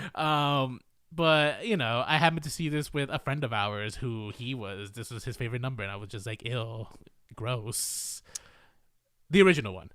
Oh, well, yeah. It's a lot of people's favorite numbers, the original Yeah, one. 'Cause not it's I. pretty stellar. Again, and then when they're saying like crazy, cool, go, crazy, go, in the context of what's happening in the scene where Tony's playing like chicken with them, I don't know, it was bizarre. Also, if this was like Tony's way to like get them to not fight, he went about it all wrong. It just like effectively in terms of what it was going for, theoretically, I'm with you. Execution, you lost me. I think he was hoping that like his playfulness would carry over and that they could like, listen to him, but like it didn't. But at that point we had just seen Rizzo was literally at gunpoint, had a fucking gun pointed to his head, and he's fucking ready to die. That's how fucking much of a degenerate this guy is. You know what I mean? Like Riff. I keep saying Rizzo. I also kept calling anybody's Kaniki.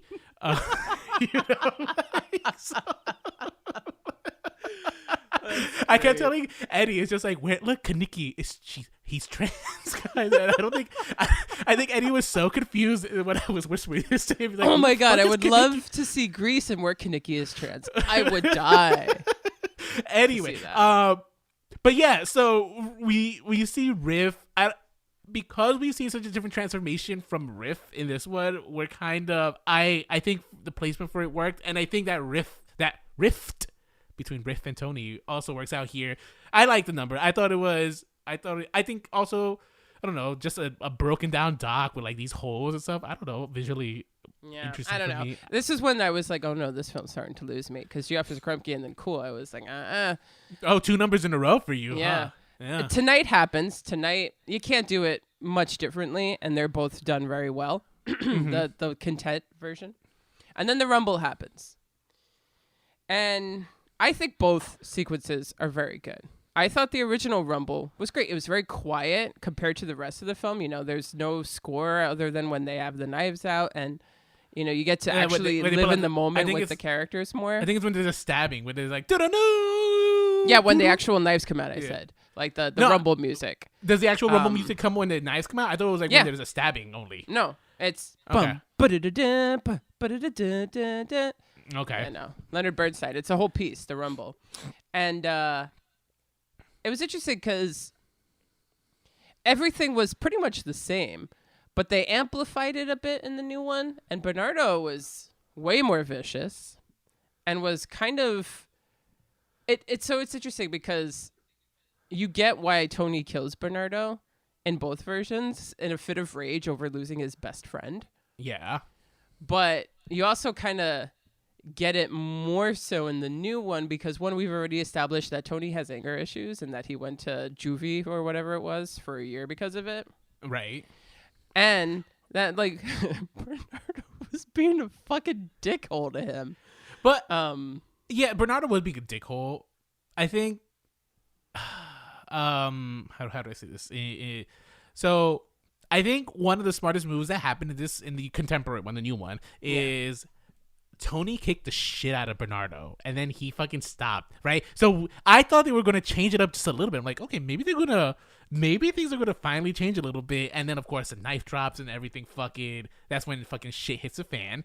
And, man, I mean, when Riff died in this one, I was just like, shit, like, I didn't like Riff at first, initially. And by the end, his death scene, I'm just like, I was so sad for Riff on this one, right? And, yeah, you get to see I think the other smart thing they did in this film was, like, they had a very, very nice moment of Chino and Tony helping each other get into this fight that they both are not supposed to be in. Yeah. And that, I mean, talk about, like, kind of some dark foreshadowing shit right there, right? Like, he's looking at, these two, well, Chino will be the demise of Tony and stuff, and here they were helping each other out.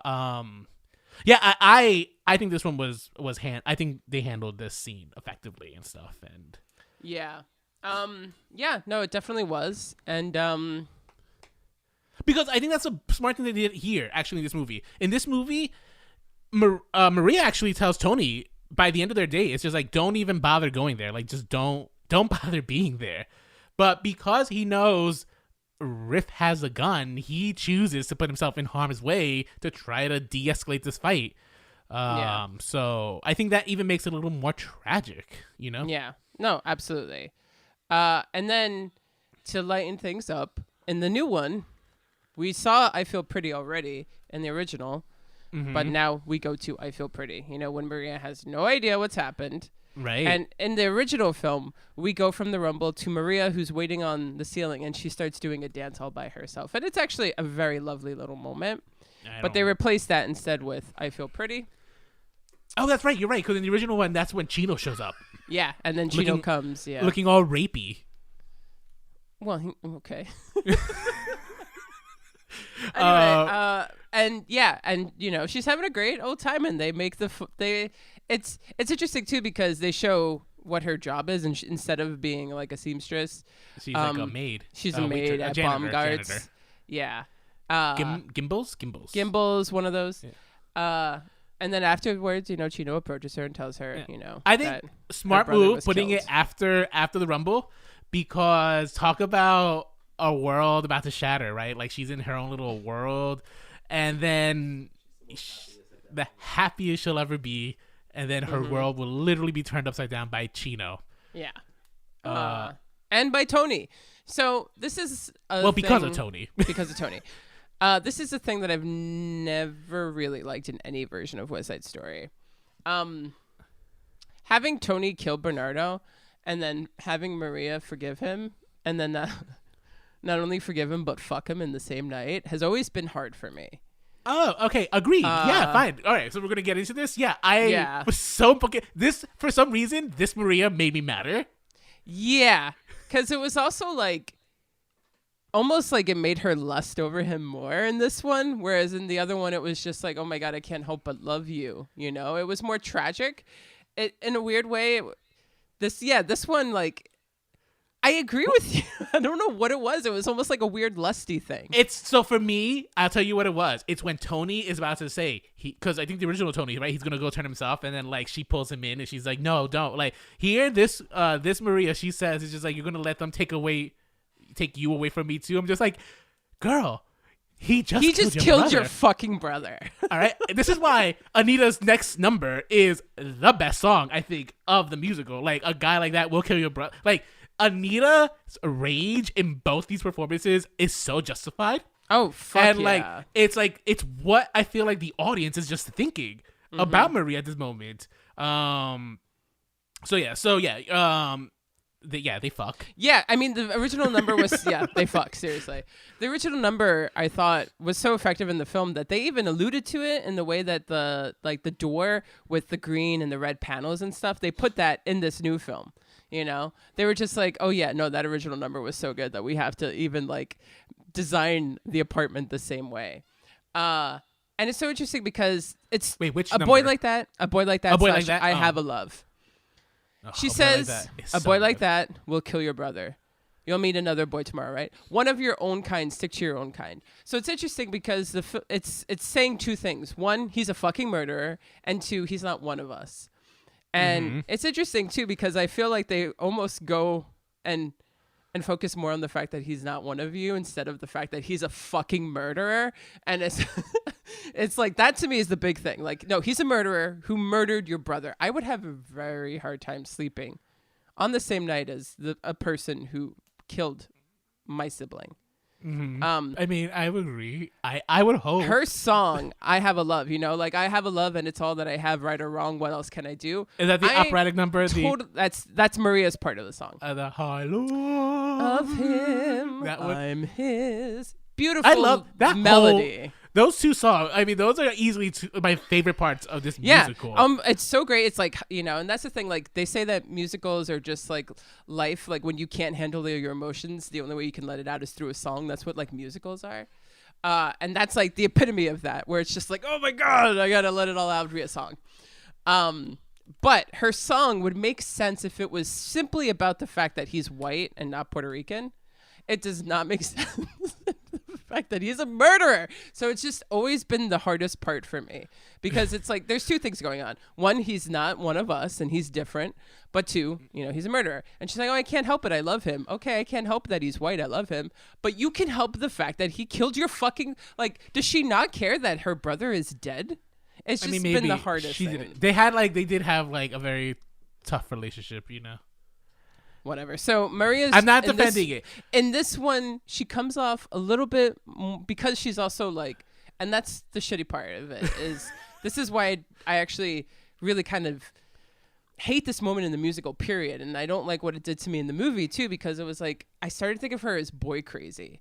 I was like, oh my God, like your brother just died, but all you want is that dick, and it sucks because it's stigmatized. Like, yeah, it sucks because I think that. I don't want to judge her like that, but at the same time, it's just like, it's just, I don't know. It's a personal thing that's hard for me to get past. But again, the song is so good that I get over it. So for Maria, it's a dig. That's what helps her get over it. For you, it's the song. No, and for me, it's the song. Yeah. Oh, you sang a really nice song. It's good. When love does Anita? I don't remember. Remind me, does Anita exile Maria like she did in the new one? Yeah. I don't. Okay, that's how things end up with her. Like she basically says in the original film, the last we see of Anita is when she says that she's dead and walks out of dogs. No. I meant like, so Anita tells, you know, Maria asks like, can you ever forgive me and everything, and she's just like, you can't ask that of me, and it's just like, you need to go, like you cannot be here. That's like, it played off like a very much an exile. Like Anita saying it's just like, you don't belong here. Yeah, like you don't get belong, the hell out of here. You don't belong with, I get it. With get us. the fuck out of my house. Yeah. Yeah, and again, I don't disagree with Anita. No, know? I am so on Anita's side. Yeah. Like, yeah. In the original film, she doesn't so much that, but yeah. Which I thought, again, effectively handled here. Performance-wise, all right. I mean, Rita Moreno didn't sing that song, you said, right? Mm-hmm. I think this girl, this lady, I think she sang, right? Yeah. So props to her. And I think she just fucking just nailed the shit out of that scene. I was I was melting like butter when she was just singing because she was so that scene was just so these two numbers for sure are easily my favorites of the original, and like I think they just handled it so well here that I was just like, this film is fucking great. And then of course what happens next is what's gonna fucking I think solidify where I was just like this movie is a little bit better than the original. So one, they gave us a scene that we didn't get in the original that was also like, okay, this is kind of like a Spielberg red dress moment where they have Anita in the morgue identifying the body, and I was just like, do I like this is like, why are you showing me this, Spielberg? Because but I guess Rita you want to Moreno, see Rita Moreno needed needed it. And no, because I think this is a part where they handled it effectively because Rita Moreno, she starts singing. Oh, in the when so she's handling this not only is she singing, but like I think they also did like they did a transition where like you see Rita Moreno on the new Anita, and so I was like, oh, interesting. Like so in the original film, Tony comes to Maria and she's crying like, how could you fucking kill my brother? And they sing a song. They sing Somewhere. In this film, Valentina sings it. They give Rita Moreno the song to sing. Mm-hmm. And as the fact that they give probably the most iconic song from West Side Story to her to sing was a great choice. I think so. I think it worked well because here she is just lamenting, like, look at these fucking assholes. They just look at what happened. And to Tony, I think because you just feel the love that she has for Tony. You know what I mean? Yeah. And like she's singing and she's just thinking about her husband and the fucking shit that they must have gone through, right? I think this scene was handled so well. Then I come to learn that Rita Moreno sang it live on set, right? Wow. So I mean, I think, wow, this was just perfect. This was just I just didn't. It was just Rita Moreno is just a fucking. I mean, Rita gem. Moreno, a fucking American. There was a scene early in the movie where like Ansel Elgort is like holding her, lifting her up. I was just like, you fucking be careful with that national treasure you are carrying. Yeah, seriously. She's it's also interesting too because the whole movie, you're like thinking to yourself like, oh, you guys stop like fighting with each other about how you don't want one of them when like society doesn't want either of you. So bond together, unite together and all this stuff and blah, blah, blah. And just like, how sad it is when people just can't see eye to eye and understand each other. So when she's repurposing that song as just kind of like lamenting as all of us, the fucking human race. So, there's a place for us someday, sometime. Was nice. Although, oddly enough, I think also why we ended up being angrier at Maria in that moment was because they didn't sing a song. She just like, pretty much got naked and fucked him. And I'm being vulgar about it because it's also like, it's like, what are you doing? What are you fucking doing? But like it's a flaw from the original because this is why I said earlier, I'm just like Maria. I never liked Maria, and that's part of the reason is this because sure. That's always choose been a hard part for me. You've chosen to stick with the guy who killed your brother. You are aware of this. The guy you've known for 2 days. Accidental or not, it doesn't matter. Like he stabbed him. Mm-hmm. The person who brought you to this country and was Bernardo did not walk into the knife, Yeah, exactly. So big things that happen after this pretty much is Anita goes to give a message to Tony and ends up meeting the Jets at docks. Ooh, I mean, okay. So I thought that this scene wasn't going to happen. Because I was praying it wouldn't. I was like, okay, maybe they're not going to do this scene because how are the Jets redeemable after that? Right? How are the Jets hanging out in Pops? Oh, in Valentine's? Because she's always been like, you guys are trouble. Stay out of my store. So I'm just like, why like they were hanging out there? But they were. True. Yeah. That's interesting. All right. I thought they weren't going to handle it because of the PC-ness of it all. It's such even in the original one, it's such an icky scene to see. Oh my God. You know what I mean? It every time I see that scene, I'm so mortified by poor Anita. You know what I mean? So successful because it's terrible to watch. Like I actually, every time I watch the movie, I get anxiety. I'm like, oh no, here's this part that I fucking hate to watch because of also the connection you've built with this character and seeing her humiliated and treated, and like we know what they're not showing us. Right. Well, no, we know what the implication is. There's the implication here is that if they could, they would rape her. We know this, right? Yeah. Basically what we're seeing sexual assault happening in with samba music in the background. I think the new one, I think they even turned it up a notch. I think actually the one thing that I actually appreciate here is like the women were here present, the white girls, and they were begging them to stop. And that just made it even, I think for me, a little harder to watch. Like just seeing the absolute sexism from the Jets in this one. Yeah. Yeah. It made me so much angrier. Interesting because so much angrier. In the original, at least anybody's is taking part in it. Oh, is she? Is she? I remember she said something like "cha cha cha" or something like she's taking place. I don't know if Graciela and the other girl do. That's the one thing I can't remember. I'm pretty sure they had left by that point. But I actually, in the original, I wouldn't be surprised if they did take part of it. In the original, if they had taken part? Yeah, I mean, and that was the one thing when I was watching the new film, like when anybody turns to her and goes, leave, I'm like, would she really do that? Like, we like to think of all women kind of like, even though we have all these things that take us apart, that, you know, these are the things that will bond us and stuff. But part of me still thinks that her wanting to be a Jet so badly and her racism would be more powerful than that in a weird way. Like, part of me didn't believe that she would actually give her that. I think part of it is also, though, that maybe...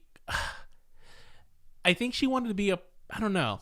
I don't think it may not be as black and white as that. It may really... That even though, you know, you may not like a certain group of people, you still wouldn't take pleasure or want to participate in them getting hurt. Yeah, I don't know. Maybe rape transcends racism.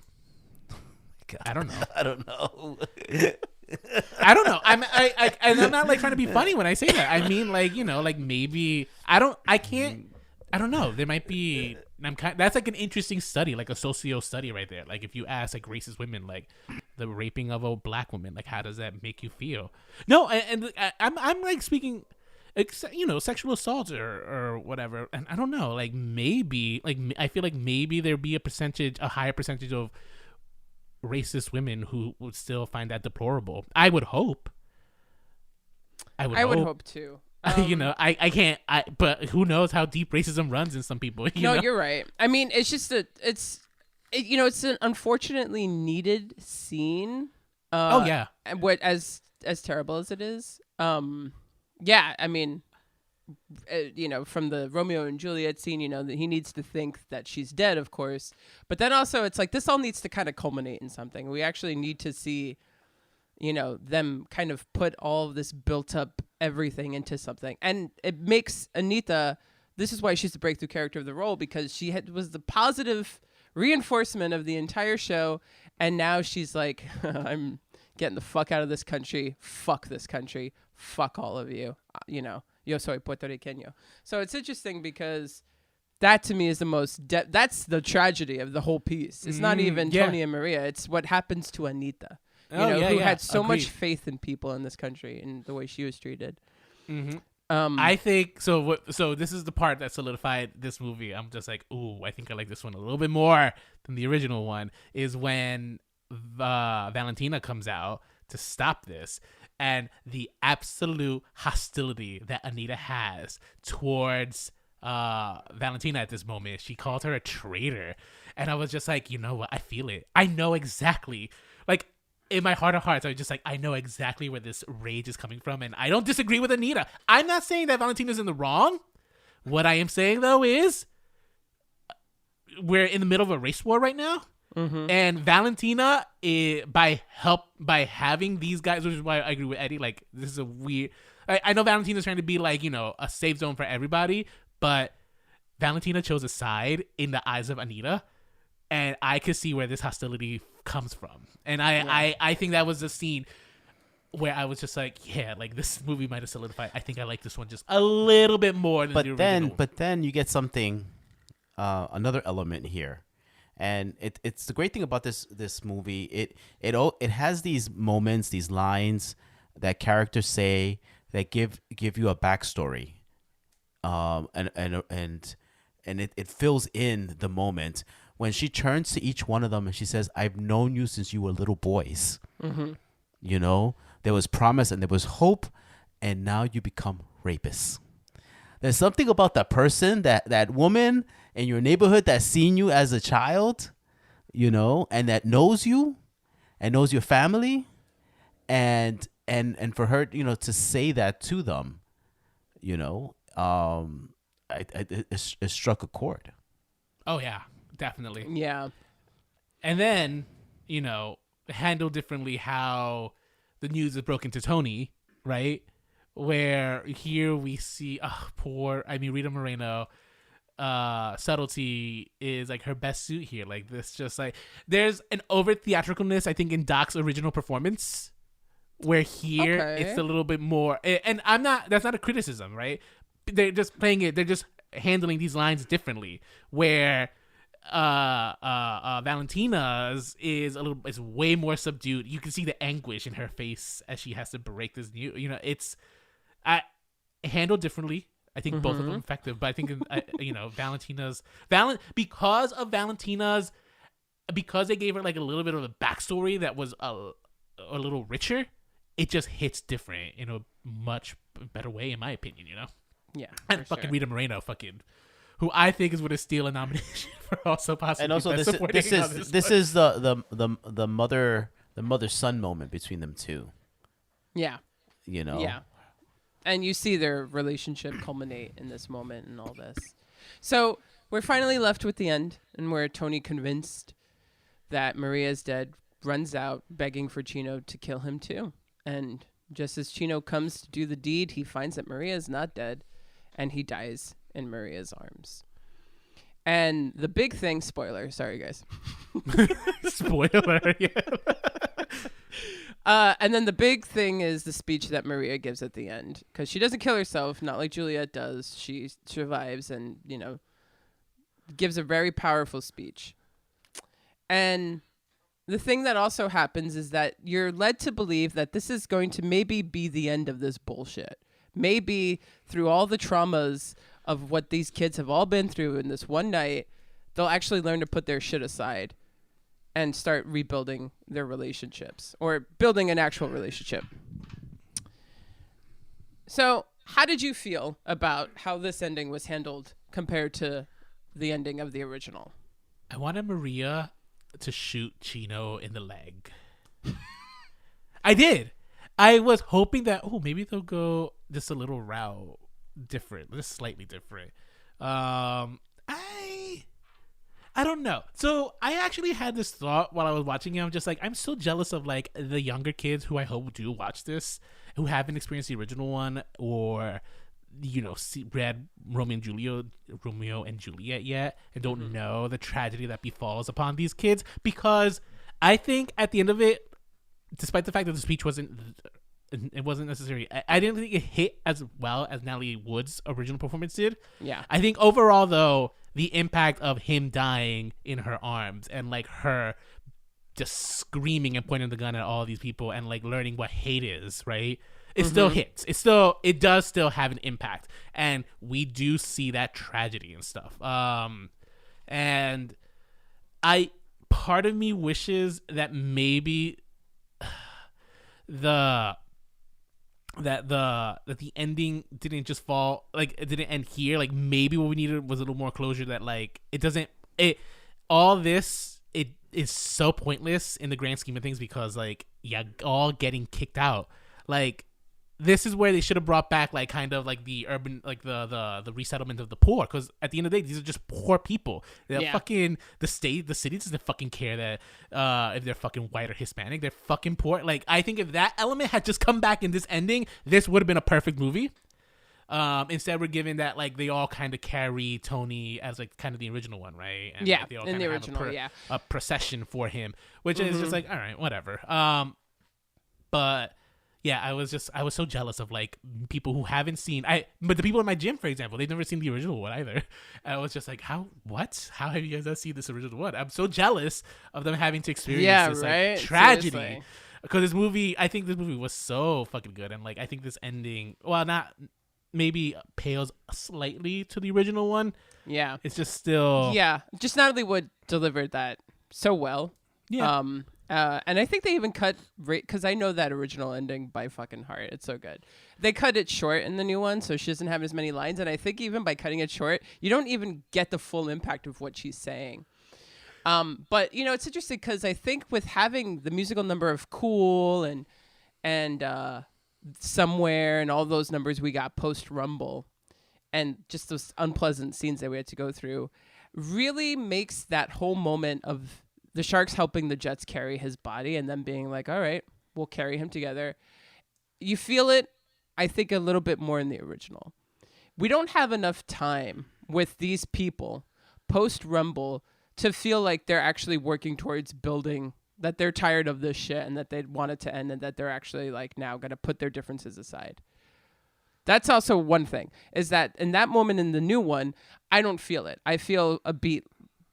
I don't get it. Yeah, I don't disagree with you. It feels, like I said, it feels a little stage play-ish when they come pick him up. Yeah, more so in the new one. Yeah, more so.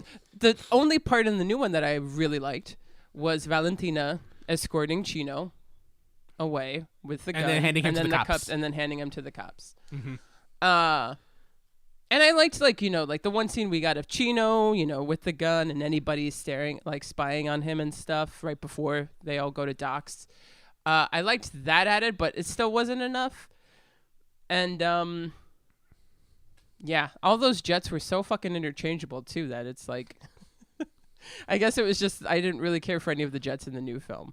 Yeah. I mean, I care more so for the Sharks in the new one.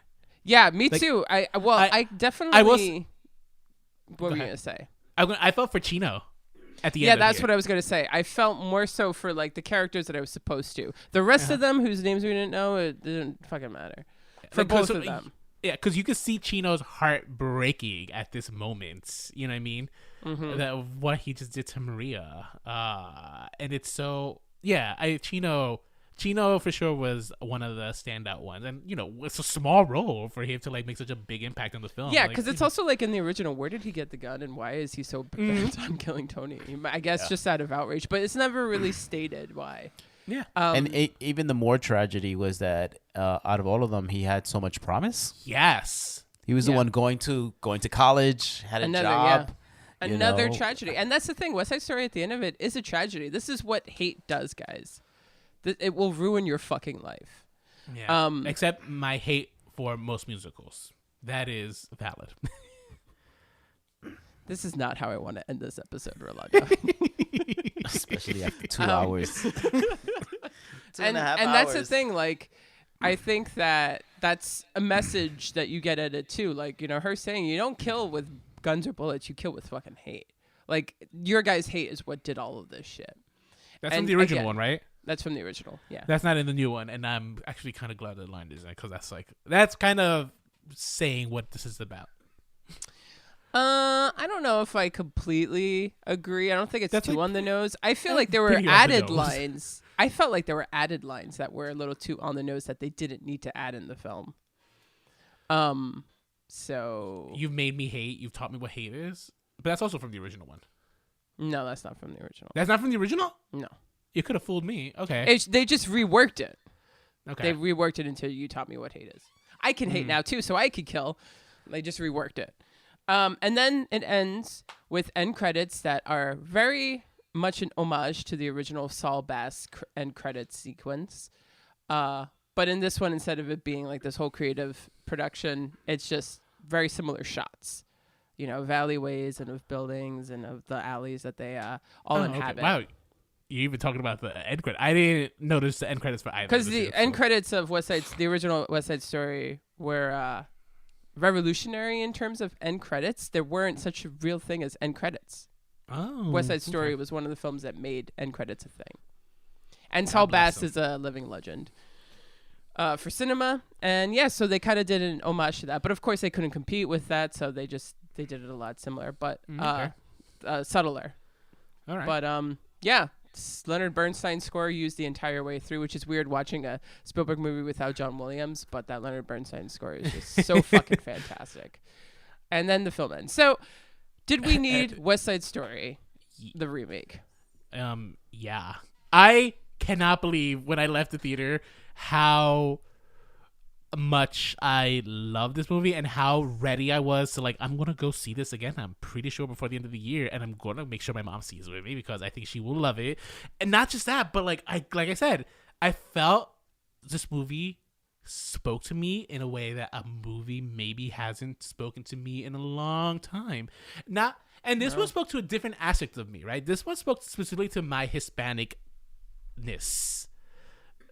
Right? I've had some movies that maybe speak to my gayness or my queerness. Like, this one spoke specifically a language about my Hispanicness that I empathize with, and I'm just I'm feeling there was just so many feelings while I was just watching this, and because of the beautifully racially diverse cast that we have, this movie was just top notch. And I think because of all this, and so I think the reason this movie was needed was because it was able to take this fantastic fucking movie and tweak it ever so slightly in the ways to kind of just elevate it to speak to modern contemporary audiences, to speak to a contemporary, very, very divisive time period that we're in right now. Yeah. What do you think? So, of course, when this was announced, I was like, why are you remaking a classic? What are you doing? Leave it alone, right? But in musical theater, shows often get revived. Every 10 years or so, West Side Story is revived on Broadway. And typically when you revive a show on Broadway, you either update it or you just change a couple things, because that's kind of what revivals are all about. It's not just about putting the exact same show on. It's about tweaking things, doing it a little differently. Like Oklahoma, right? Yes. Okay. Yeah, that's one. Chicago. The revival of Chicago has been on Broadway for 20 years, and that's the revival. It's a revival. It's that Chicago that's still on Broadway is a revival of Chicago. Oh, look at that! It's not the original production. I wanted to see the Oklahoma one, but go on. Yeah, the Oklahoma one looked cool, and it did more acoustic and all this stuff, right? Mm-hmm. And it's something that's very natural and normal for theater. And so it's interesting because in film, we're just so against this. But if you think about it, it's a show. It's a play that's meant to have different actors step into these roles. It's meant to have different directors and choreographers do their own spin on it. And a film, we don't think of films like that. We think as films as it's done and you don't touch it. But if you think about it like this was kind of bound to happen. And in a way, maybe it needed to happen because maybe we did need a fresh new perspective on it. If I were to say that this film was needed, I also want it to be known that I don't think it takes anything away from the original. When the original film came out, it was needed, and it did so much for film, for theater, and I think overall for our attitudes towards racism in 1961. I mean, that was at the beginning of the fucking 60s. But it didn't do everything, and there's always something more that you could... It's amazing how you can always say something new with a same source material. And how you can always bring something fresh to it. Yeah. So all we needed was a fresh perspective from it. And we got some things that we didn't get from it. Yeah, who fucking knew? And to me, it just feels like a really nice revival of West Side Story. Yeah. And I'm also kind of re-looking at how I think of film remakes in general, because, hey, why not revive something, we're so against it when it comes to film, when it's so natural in some other mediums. And I think that this is the future. Obviously. I mean, we have been doing this podcast for 4 fucking years. So I encourage you to go see it, listener, if you haven't seen it. Agreed. And keep an open say, mind. Who would have known that the fresh perspective was going to come from a 75-year-old man? Yeah, right. Fucking Spielberg. A white man, no less. No, fan-fucking-tastic job. I mean, this movie was so fucking good. I mean, yeah, this movie. I'm hoping that Oscar season takes note on this movie and it gets an Oscar boost. I hope so too, because This film is a box office disappointment already. Right. Yeah, and it's like, nobody's seeing it. Even though it got like 98 on Rotten Tomatoes. Yeah, like critics are saying like, so when critics were like raving about it, I was just like, I was still a little iffy. I'm just like, what do critics do? Because I've seen them praise shit that I hated, and I came out of this, I'm just like, wow. Yeah, no, for sure. All 10 people that have seen this movie loved it, guys. So. But it sucks. It's $100 million budget, and so far it's only grossed $17 million worldwide. So it's just like, and it's Disney, right? So it's just like, it's not going to be good. I don't think it started as Disney though, right? It started. All I know is that the financial loss is going to be on Disney's side. Yeah, I'm pretty sure this was already in production before the merger happened. Of 20th Century Fox? No, 20th Century Fox has been a property of Disney for at least 3 years. I think officially, I think the plannings have been happening for 3 years, but I think it finally got approved by the government like late 2019? Oh, well, this filming took place in 2020, so I do think it just... No. The movie was already set to be released in 2020. I remember when it was in 2019 when I had some people working who were trying to be PAs for that movie. Check when the movie was in development. This movie was in development. It wrapped in September of 2019, and it started in July 2019. Yeah, so this movie was probably greenlit and stuff before the actual merger. Yeah. All right, well, what do you guys think? Yeah, if you're still here. Yeah, if you're listening after 2 hours, good on you. Thank you, listener. Email us, remakesrebootsrevivals@gmail.com. Instagram us at Remakes Reboots Revivals, Facebook.com/Remakes Reboots Revivals. These are ways that you can contact us and let us know your opinion on West Side Story and this episode. We also have a phone number that you could call in and let your voice be heard, and that number is 862-248-2326. That's 862-248-2326. And if you enjoyed this podcast, please find us on Apple Podcasts and give us a 5-star rating, as it does help our audience base grow. And we just love hearing from you guys. So hopefully we'll get an email, because we talked for 2 hours. So you guys got to send us something. Let us know what you thought. And it's been a long one. So we're going to wrap tonight's episode up. So until next time. Finally. Stay an original.